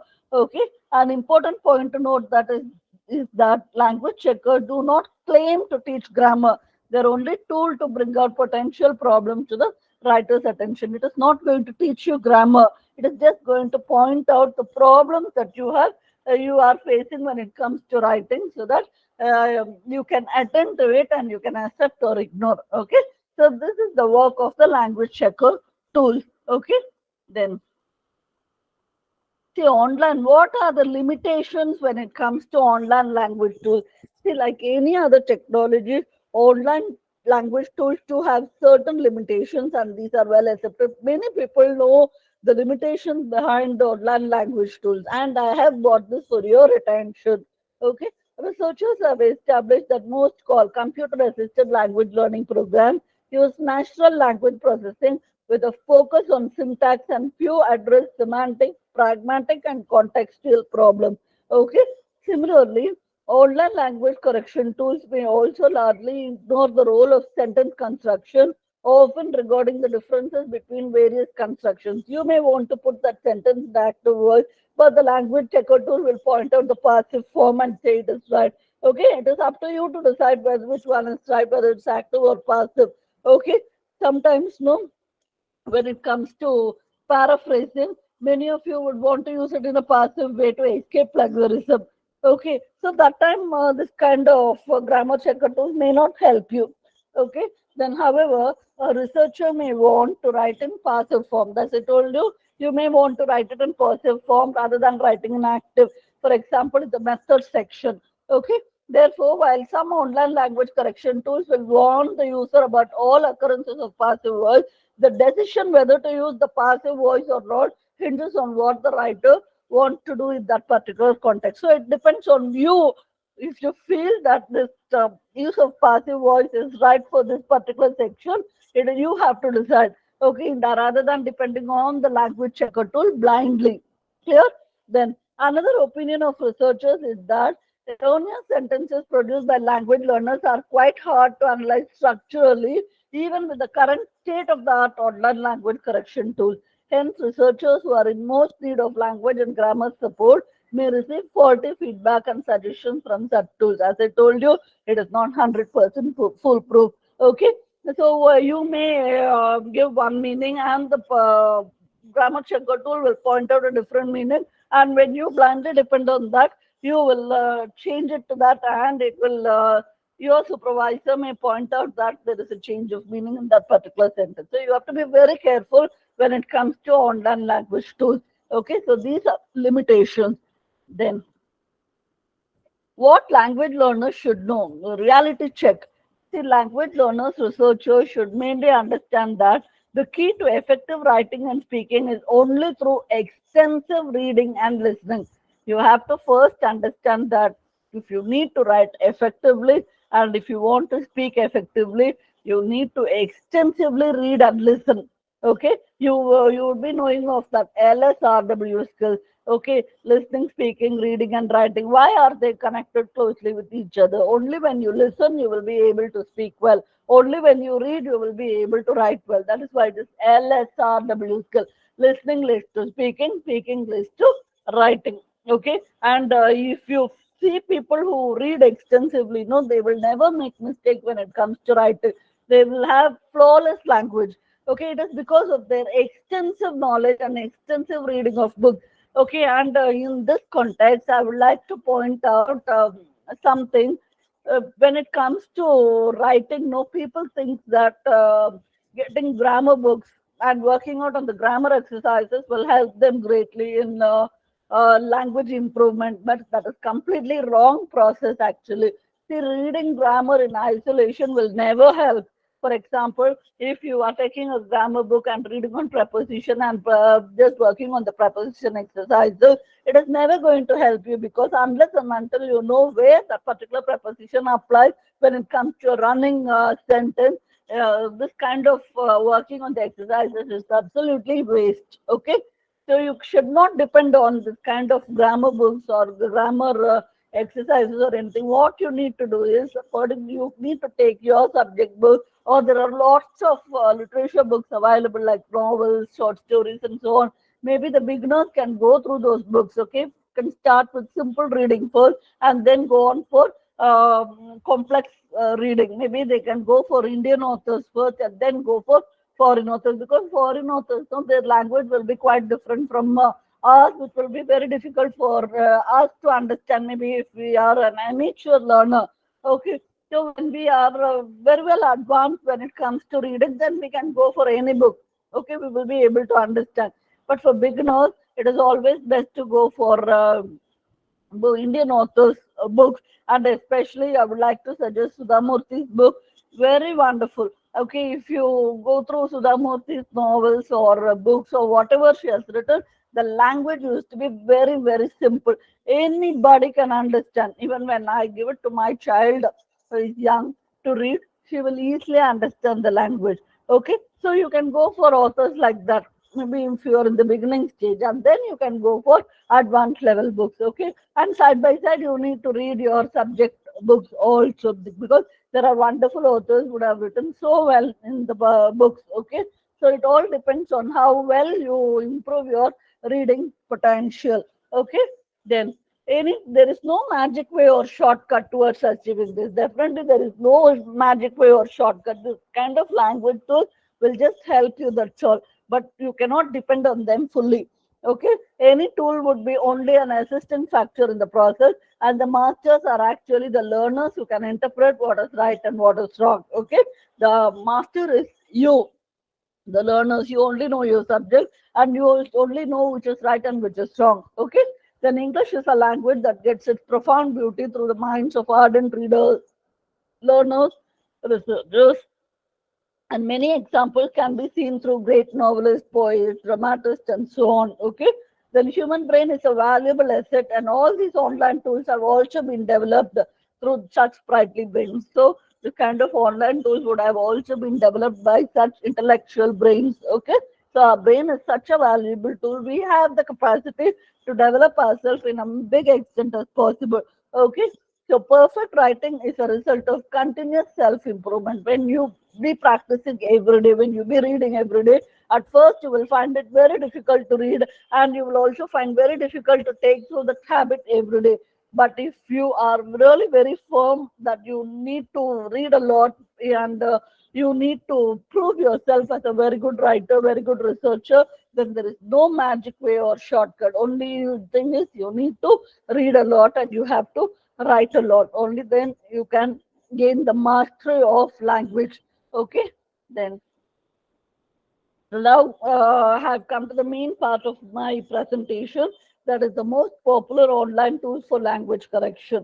Okay, so here are some popular online tools that assist in language correction. One of the Grammarly is widely used because it has been there for many years. Okay, then ChatGPT, which came recently.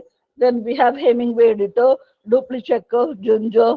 After the deadline, Spell Checker Net, online correction, paper editor, language tool, grammarcheck.me, spellcheck plus, and correcting this. These are the popular language tools, online tools that assist in language correction. So let us see one by one how they work.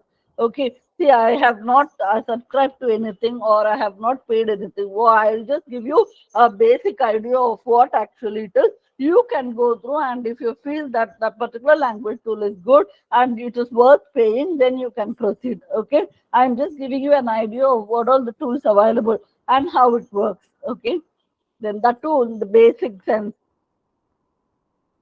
See, Grammarly, when it comes to Grammarly, Grammarly is the most popular and widely used tool for any grammar, spell check, and punctuation errors. All over the world, more than 4 million people, students, writers, bloggers, scriptwriters, and business professionals, use this online grammar and plagiarism checker tool for daily writing purpose and proofreading of their articles. Okay, it is available in free and premium services. Free is also available, premium services are also available. When it comes to premium services, you may have to pay some money. Okay, the premium tool is more useful than free grammar checker proofreader tool. As I told you, if you pay money, it will be it will have some advanced features than the free version.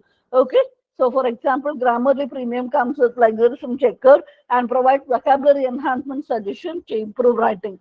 So Grammarly can find for more number of errors with Microsoft Word or other text editors do. We also have Microsoft Word to point out that mistake, but Grammarly can do find more number of errors. Okay, which the other text editors can't do. Then the free user can also be downloaded with the MS Word software and Chrome extension in order to easily check grammar on browser. So if you download it and keep, even when it comes to writing an email, that grammar checker, the Grammarly will help you point out the mistakes that you have done. Maybe when you type fast, you will not notice the mistakes. The Grammarly will highlight and point out, and it will also give you a replacement that this word can be used instead of that. Okay, so these are the benefits of Grammarly. Then see how it works actually. This is how the screen looks, and what you need to do, you have to upload your document inside, and then once it is uploaded, you can open the document and sure, see, it will work like this. Like it will point out on the mistakes there, and the suggestions will be sure instead of off. It says that it seems the preposition used may be incorrect here. Okay, despite the fear of privacy, so there is no need of off there. It says okay. Then and its applications will grow. See, in this application, you can remove the space. Space is also a big problem. You may, without knowing, you would have left some extra space. Okay, so Grammarly would point out at that use of extra space and ask you to put it correctly. Then see, as maybe you have to change the preposition. Then two, you have to change preposition. Term, correct article usage. You have to correct the article usage. So you have, if you feel that it's okay, then you can carry out all that. Maybe you can type accept all also, and it will correct it for you. Okay, so this is how this tool works. I don't know about premium version. You may have lots of advanced features there. People who pay for premium features, maybe they can benefit from a lot of things in Grammarly. Okay, so this is how it works. And then now when it comes to Hemingway editor, this tool is designed to improve writing style and make it as much clear as possible. It makes colored highlight to indicate long or very complicated sentences. The Grammarly, you have all the colors in same color, right? Whereas in Hemingway editor, you have different colors to point out and the faulty the errors that you have made. Okay, so it makes colored highlight to indicate long or very complicated sentences. It instantly uses colors to show when the writing shows too many adjectives, sentences that are complex and hard to read, phrasing that are simpler alternatives, and use of the passive voice. So now let's see that tool. See, actually, sure. Hemingway app makes your writing bold and clear. See, this is highlighted in or yellow. This is highlighted in pink, then violet, and whatever are the suggestions they have given accordingly. They have given the color there, and they have pointed out at the mistakes that you have made. See, for example, green color adverbs, meaning the goal of two or fewer. Okay, then use of passive voice, meaning the goal of two or fewer. Phrase then for this a violet color sentence phrase as a simpler alternative. Then so one of 11 sentences is hard to read. Okay, so the above sentence, this sentence is hard to read, and then the second sentence is also hard to read. So you have to make it simple. If it is going to be too complicated for your readers, then it points out that you can make it as a simple sentence so that it will be easy for people to understand. So this is how Hemingway editor works. Okay, then we have duplicate checker. This is a free plagiarism checker that only requires to sign in to use all of its features. Okay, it is completely free and available 24/7, ready whenever it is needed. This tool helps to avoid plagiarism. It becomes a personal assistant, meaning that you no longer may require hiring an assistant to check the article for originality. Okay, then because it is online and completely free, it can be used on any device as ever needed. So duplicatechecker.com has these ways.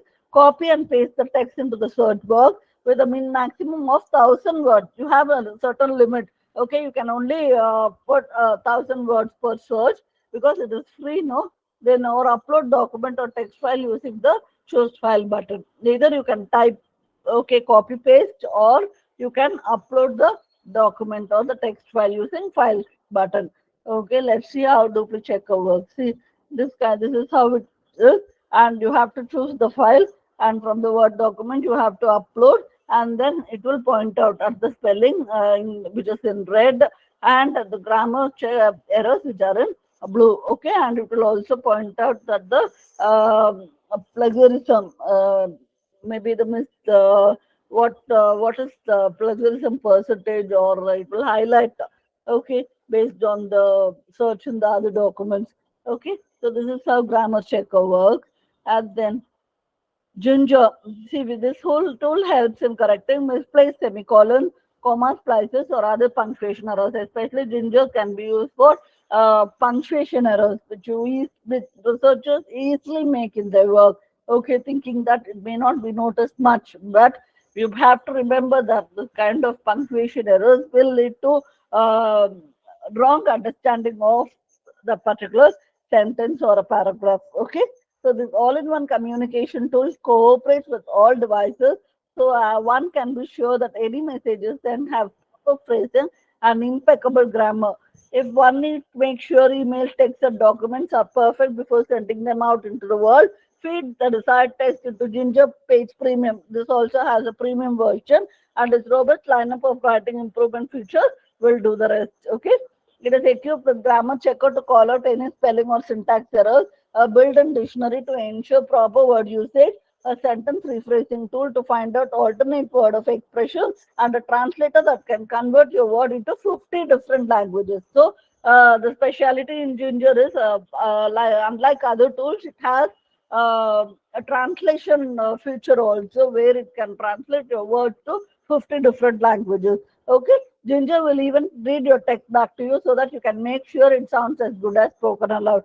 So it has the feature of reading your text aloud. Okay, sometimes will say no. Whenever you write something, read aloud and see, so that you will be able to understand whether you have written correctly, and it sounds like how you will feel when you speak out. Okay, so this facility is available in Ginger. Okay, then see where you have to upload your document. Ginger is like uploading your document inside, and inside it will check your the mistakes or whatever it is, and it will show you. Okay, so this is how Ginger works. And then so we have another app called After the Deadline. See, After the Deadline is another free grammar check website to check writing papers. So one can go to the website and just enter the details of writing of the given book and press the check writing button. Okay. So AATD, that is After the Deadline, helps to find complex phrases and suggest simple ones. It will give suggestion for use of simple sentences. Then locate passive voice. It will help to identify passive voice. Okay, then root out hidden verbs, also called abstract nouns, nominalizations, and all. Search for redundant phrases and suggest what to eliminate. Redundancy is a common feature when it comes to research writing. People will say past history. Okay, it is the redundant passage. You have to say past, or you can say history. You cannot apply both. Okay, then find glitches and bias language. Then find confused words. A, am, it's. Many people have this problem. Instead of it, they put its apostrophe is. They may not bother much about that, but there is a lot of difference when it comes to understanding the sentence properly. Okay, then there, to you, your, etc. Then it will help to identify repeated words. It will detect auxiliary verb agreement errors, for determiner agreement errors, certain wrong verbs in infinitive phrases, and so on. So after the deadline has so many features like this, it will help you a lot. Okay, so after the deadline, this is how this app looks like, and you have to choose your platform. You can download this page, and then you can upload your document.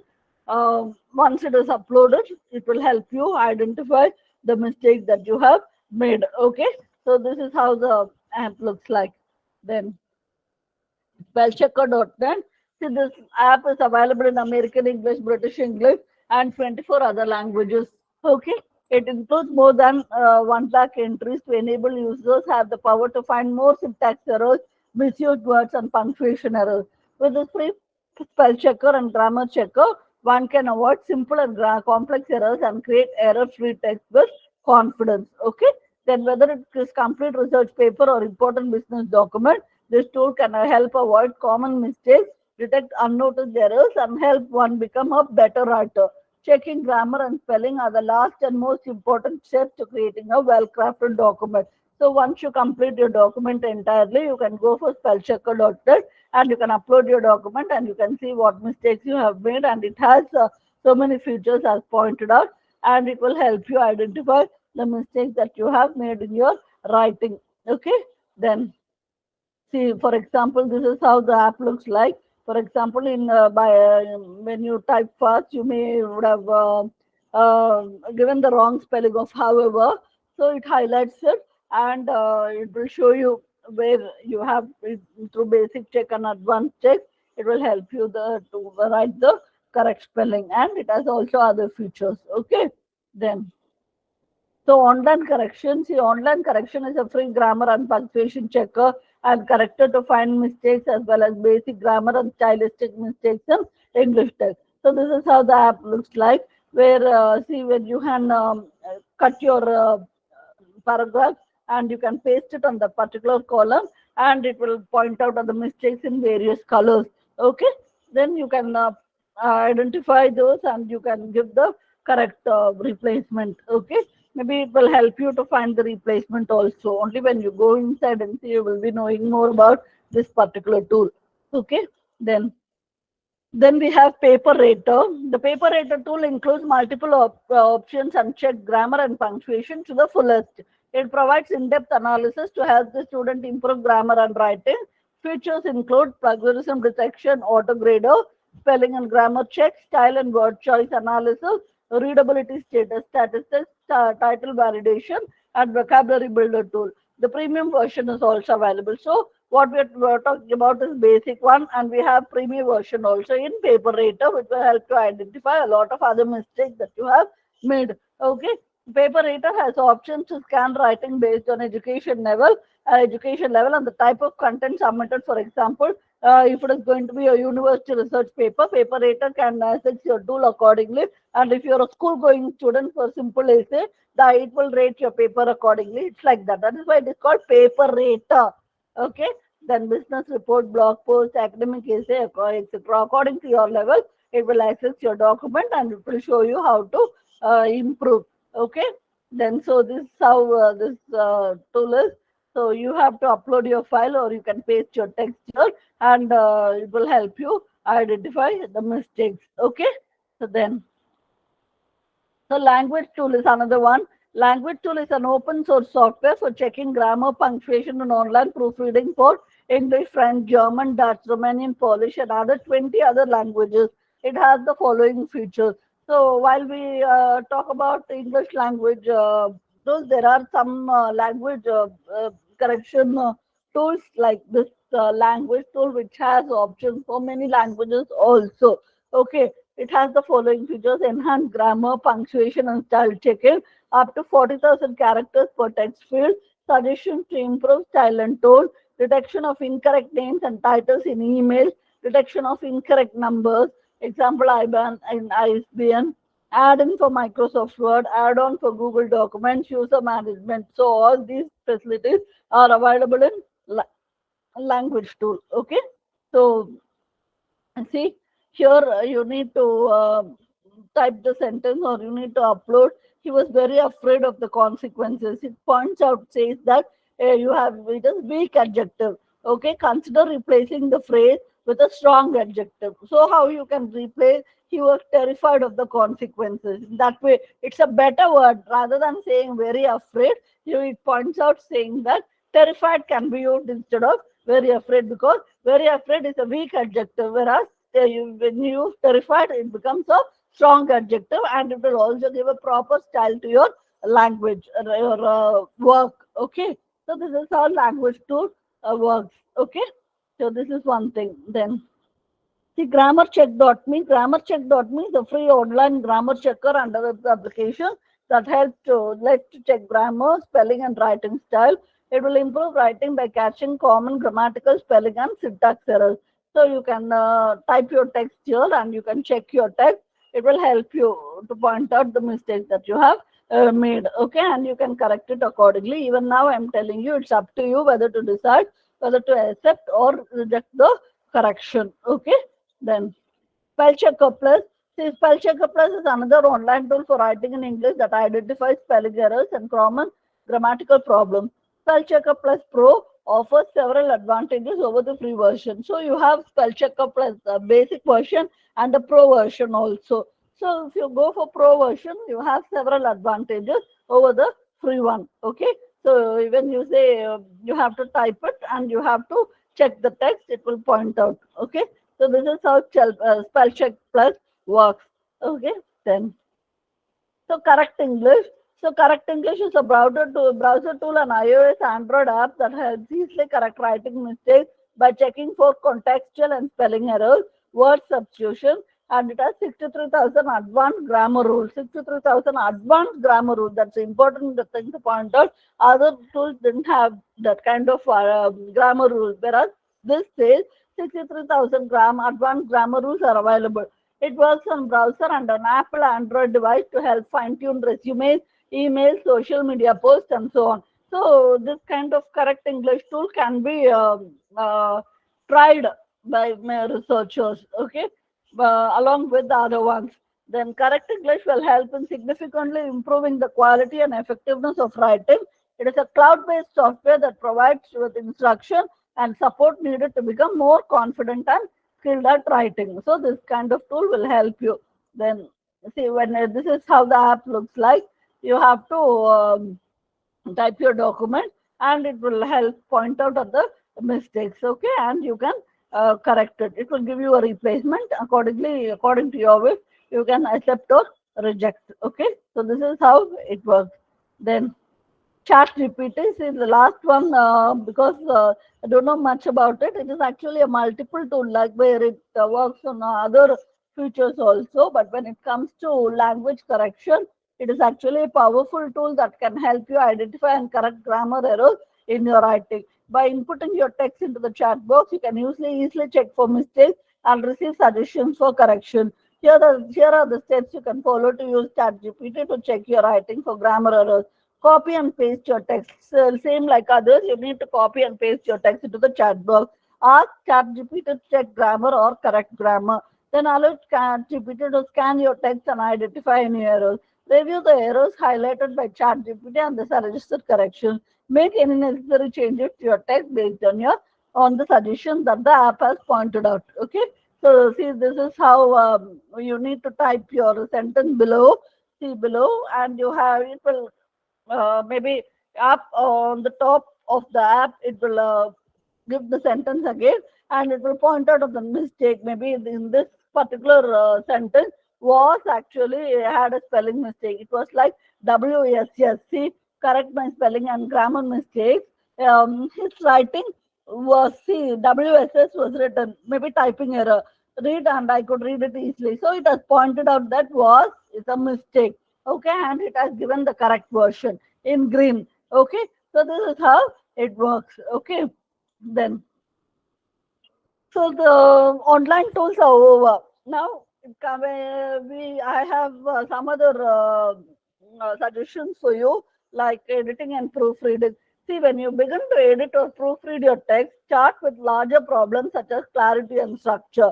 Okay, first you start with larger problems such as the clarity of your text and the structure of your text. Make your focus increasingly narrower. Then from that you can narrow down the work. Okay, focus on your overall points or arguments, then paragraphs, then sentences. After you have edited for content, structure, and quality, move on to proofreading for grammar. Grammar can be the last option. Okay, first you have to check all the other things like clarity, structure, then your points on argument, then paragraphs, then sentences, and then finally, once you have completed everything, you can go for this kind of online checker tool, or you can give it to some language expert for correction. So that can be the last option which you can have when it comes to thesis writing or research writing. Okay, then the editing checklist. See, content is accurate, shows the purpose of the project, and follows all strategies.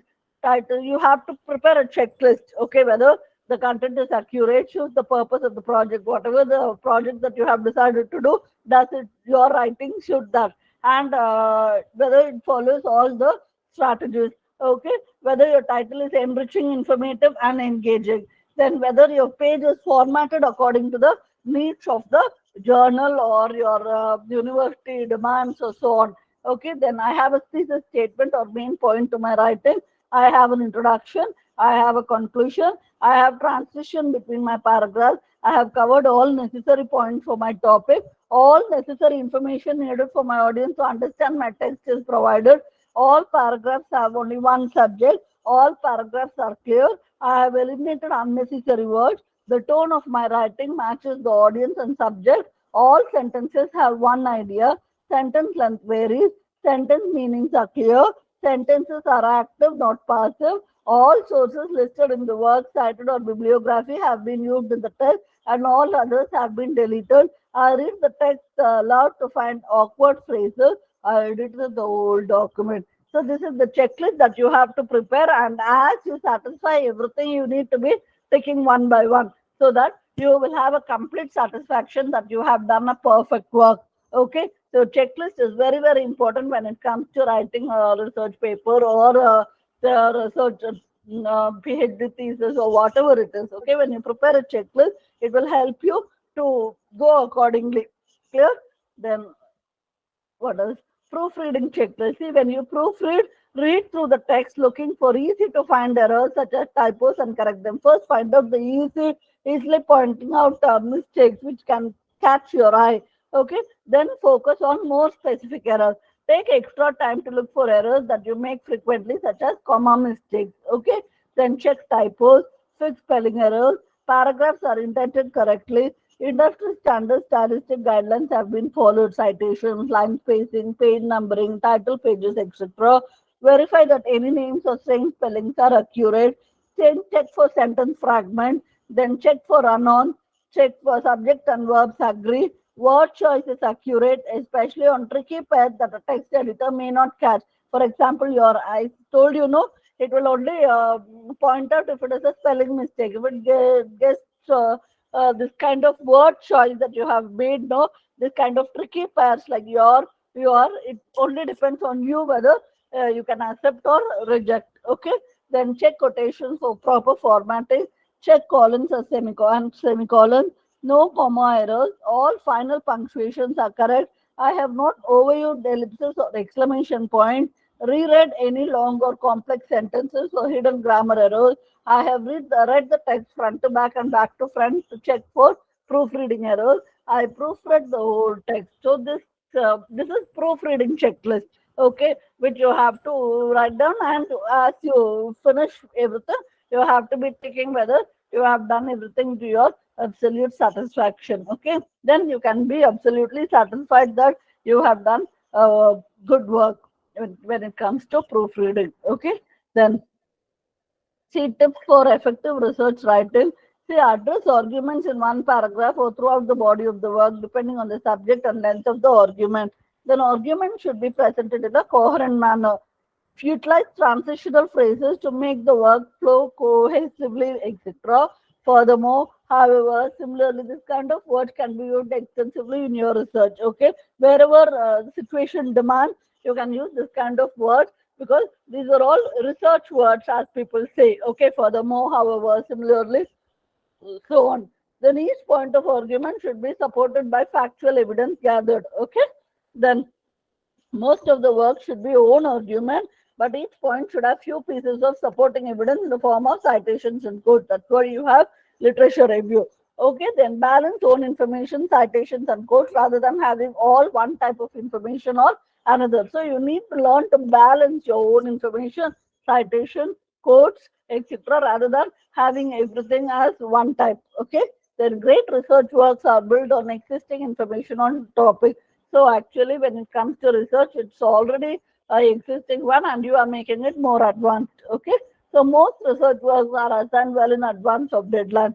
Research can take a long time to complete fully, so begin early and stick to the plan. Time management is very, very important when it comes to research. Okay, when you plan your time properly, then there is no need for you to get an extension or whatever it is.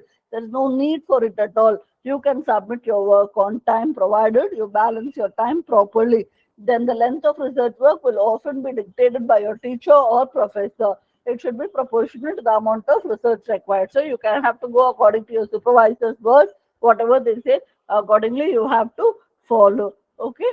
Then conclusion, many researchers or rather ardent users of the online tool suggest that there is still a lot of improvement to be undertaken in the online editing tool. So I do agree that this kind of online tools are not 100% foolproof. There are lots of improvements to be made. See, actually, I was very happy when I used to uh, go for social media sites like Facebook or Instagram. People were I have friends from various countries. Okay, so they would have written an article or a passage in their own language, and we have the translation tool below. Okay, some 3 years or 4 years back, the translation tool was horrible actually. When the words would not have a proper order, we couldn't understand anything properly. But still, if you are able to make a good assumption, it's possible for you to understand. But now, mm, good improvement has been made in the translation actually. Now the flow is absolutely good. Okay, so this kind of uh, what to say, this kind of translation tool can also be used to the fullest potential, because you can learn many things from other countries also. Okay, especially when you have a friend from Netherlands or anything, they will have their own language which they use frequently in social media. You may not be able to understand what they are trying to say, so you can make use of the translation tool, and the translation tool will help you understand what actually they want to say in that particular article. Okay, so this one thing. Then, if the tools are much more advanced, see, specifically according to them, most of the tools have failed to identify sentence structure errors, which is a major part of research writing. This kind of sentence structure errors, no, this online tools are unable to point out.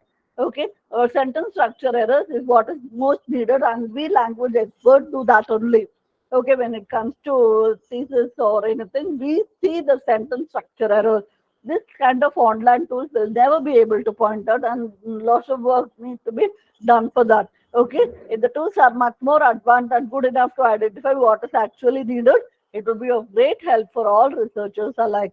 As said earlier, tools are just needed to assist or offer suggestion in the work, while the master craftsman is the learner himself. You are the master craftsman. By continuous reading and writing, knowledge can be enduring, and it will also aid in flawless writing skill. Okay, when you are very good in writing, when you are very good in reading, then you can easily be able to identify whether the mistakes pointed out in the language tools are accurate or inaccurate. Okay, then that will help you a lot. Language is all about creativity. The more we read and the more we write, the better person we become with abundant creative power. Creative thinking and writing can aid as backbones in the research writing process. So this is very important. You have to think creatively. Creativity is very, very important in today's world. When you are highly creative, definitely you will be able to generate many ideas. Okay, good ideas, which will help you in collaboration with many other works also. Okay, so with this, I would like to end my speech. Thank you for the opportunity given. One second.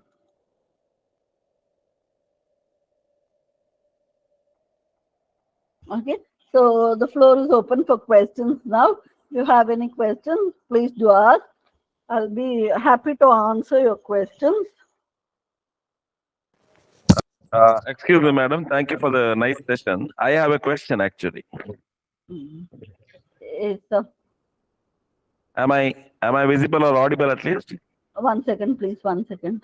I have some problems here. Um, You can hear me yes, now. yes, you're Yeah. audible, sir. So Please do. Yes. yeah. So I am speaking from Karnataka actually. My doubt is if we use the tools and if we correct the papers or anything and then submit it, will it be detected? Then No, will they say you have used the tools, so it is not correct that way? that's what The I'm telling you. authenticity. Ah. You So, but need no, to. on one side, the tools are provided to make our writing better, and on the other side, they say, okay, you have used tools, so it is not better. What is the? I don't understand. What's the I mean, it's very contradictory.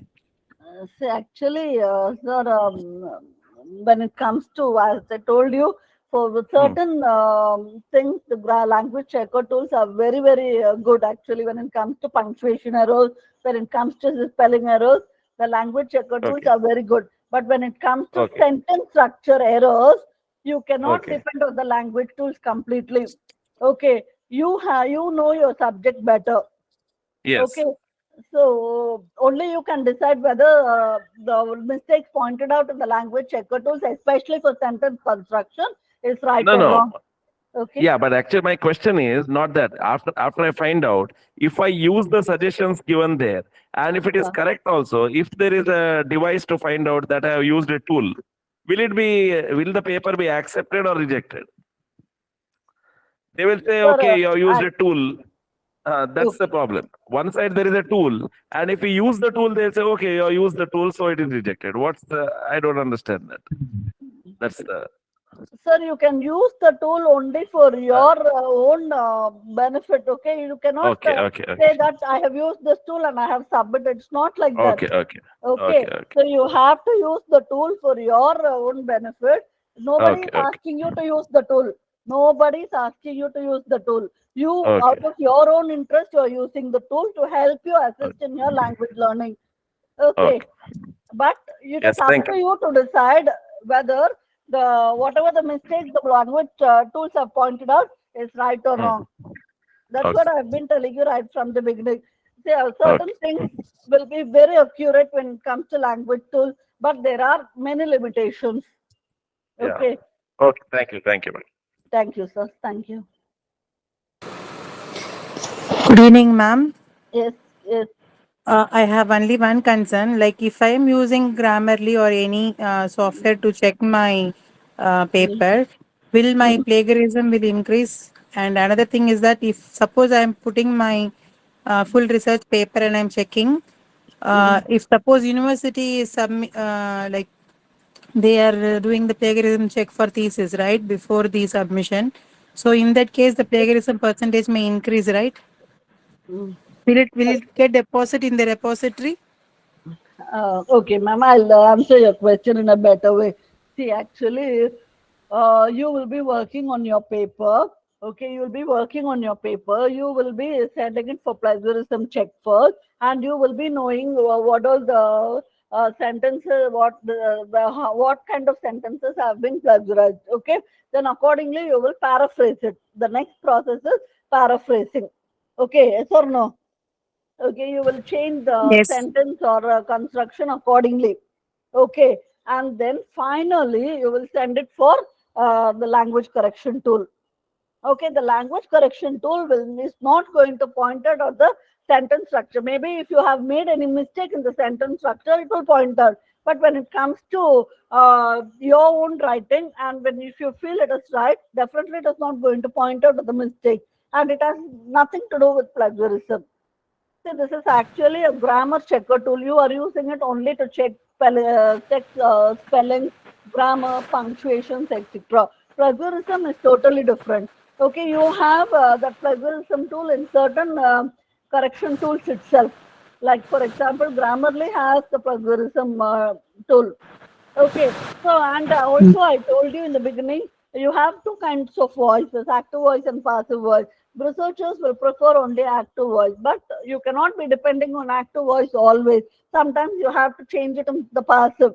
For example, when it comes to method section and all, you need to write only in the passive form.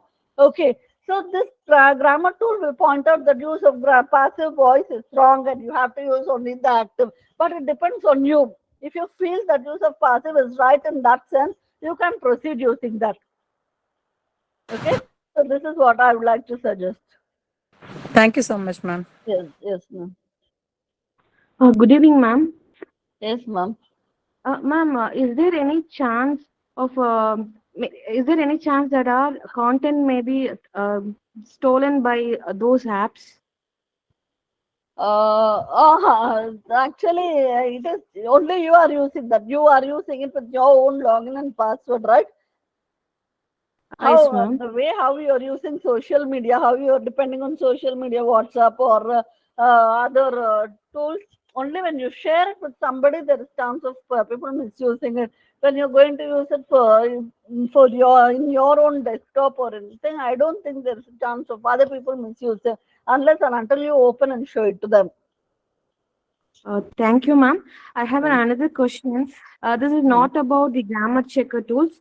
As you are into the discipline of English literature, I want to know about some genuine journals for publication of our papers. Uh, this previously Balakrishnan sir spoke about the journals, right? I would like to suggest only free journals for publication. There are many free journals. Uh, Actually, their standard is too high. You have to come up to that standard and you have to prepare your paper accordingly. Okay. See, when it comes to Scopus publication, what the mistake many people do is they prepare a paper of maybe based on their subject, maybe on their particular author or their poet or whatever. They prepare the paper and then send it to various Scopus journals for publication. That will never work at all. Actually, what you have to do is you have to go for one particular free journal, understand their scope and requirement, what actually they expect from you. Okay, what kind of standard they expect, how many words they need, and all that. And you have to prepare according to that particular journal's requirement, and you have to prepare and then upload your paper in that. If you do like that, there are chances that your paper will be published in a very good free journal. Never ever go for paid journals. That is my suggestion. Okay, because as you someone was pointing out, I don't know whether it was you or somebody else. You were telling that when you pay for a journal and when it gets published and when you take in the list, it actually would have been taken out from the journal list, right? So don't go for that kind of journals that are not standard. Okay, go for journals that have been long standing. Right from the beginning, many, many years, people have been using that particular journal. No, go for that kind of journal so that you will understand how a free journal works, and you can also improve your language accordingly. Okay, if you go for paid journal, they will take money, they will publish your paper, and by the time your paper gets published after a few months, maybe that particular journal will not be available in the Scopus list at all, or it may be multidisciplinary, which many universities will not accept. Okay, they will want to go for only, for example, if you are an English lecturer or a professor, you need to go only according to your domain. Okay, so you cannot go for multidisciplinary. That's what universities suggest. There are some universities which allow multidisciplinary, but I don't think it will work out correctly. That's my suggestion. So the only thing we need to do as language teachers is to improve our standard to that particular journal's requirement, and then frame the article accordingly. Maybe you can go through the many articles that the journal has published. Okay, if you go through the articles, then you will know what kind of writing has been put into, how the people have used language there, and it will help you. But you cannot stop with just reading one or two. You have to read as many articles as possible. Only that will help you improve your language, and it will make you come up to that standard. Ma'am, could you please list out some of the free journals for English literature? Yeah, okay. I'll find out. Actually, I have the list with me. I think it is in my mail. Maybe you can ask the organizers to share my email ID with you, and I can share it. Maybe you can message me your through your email. I will send the list to you. Thank you so much, ma'am. Yes, thank you.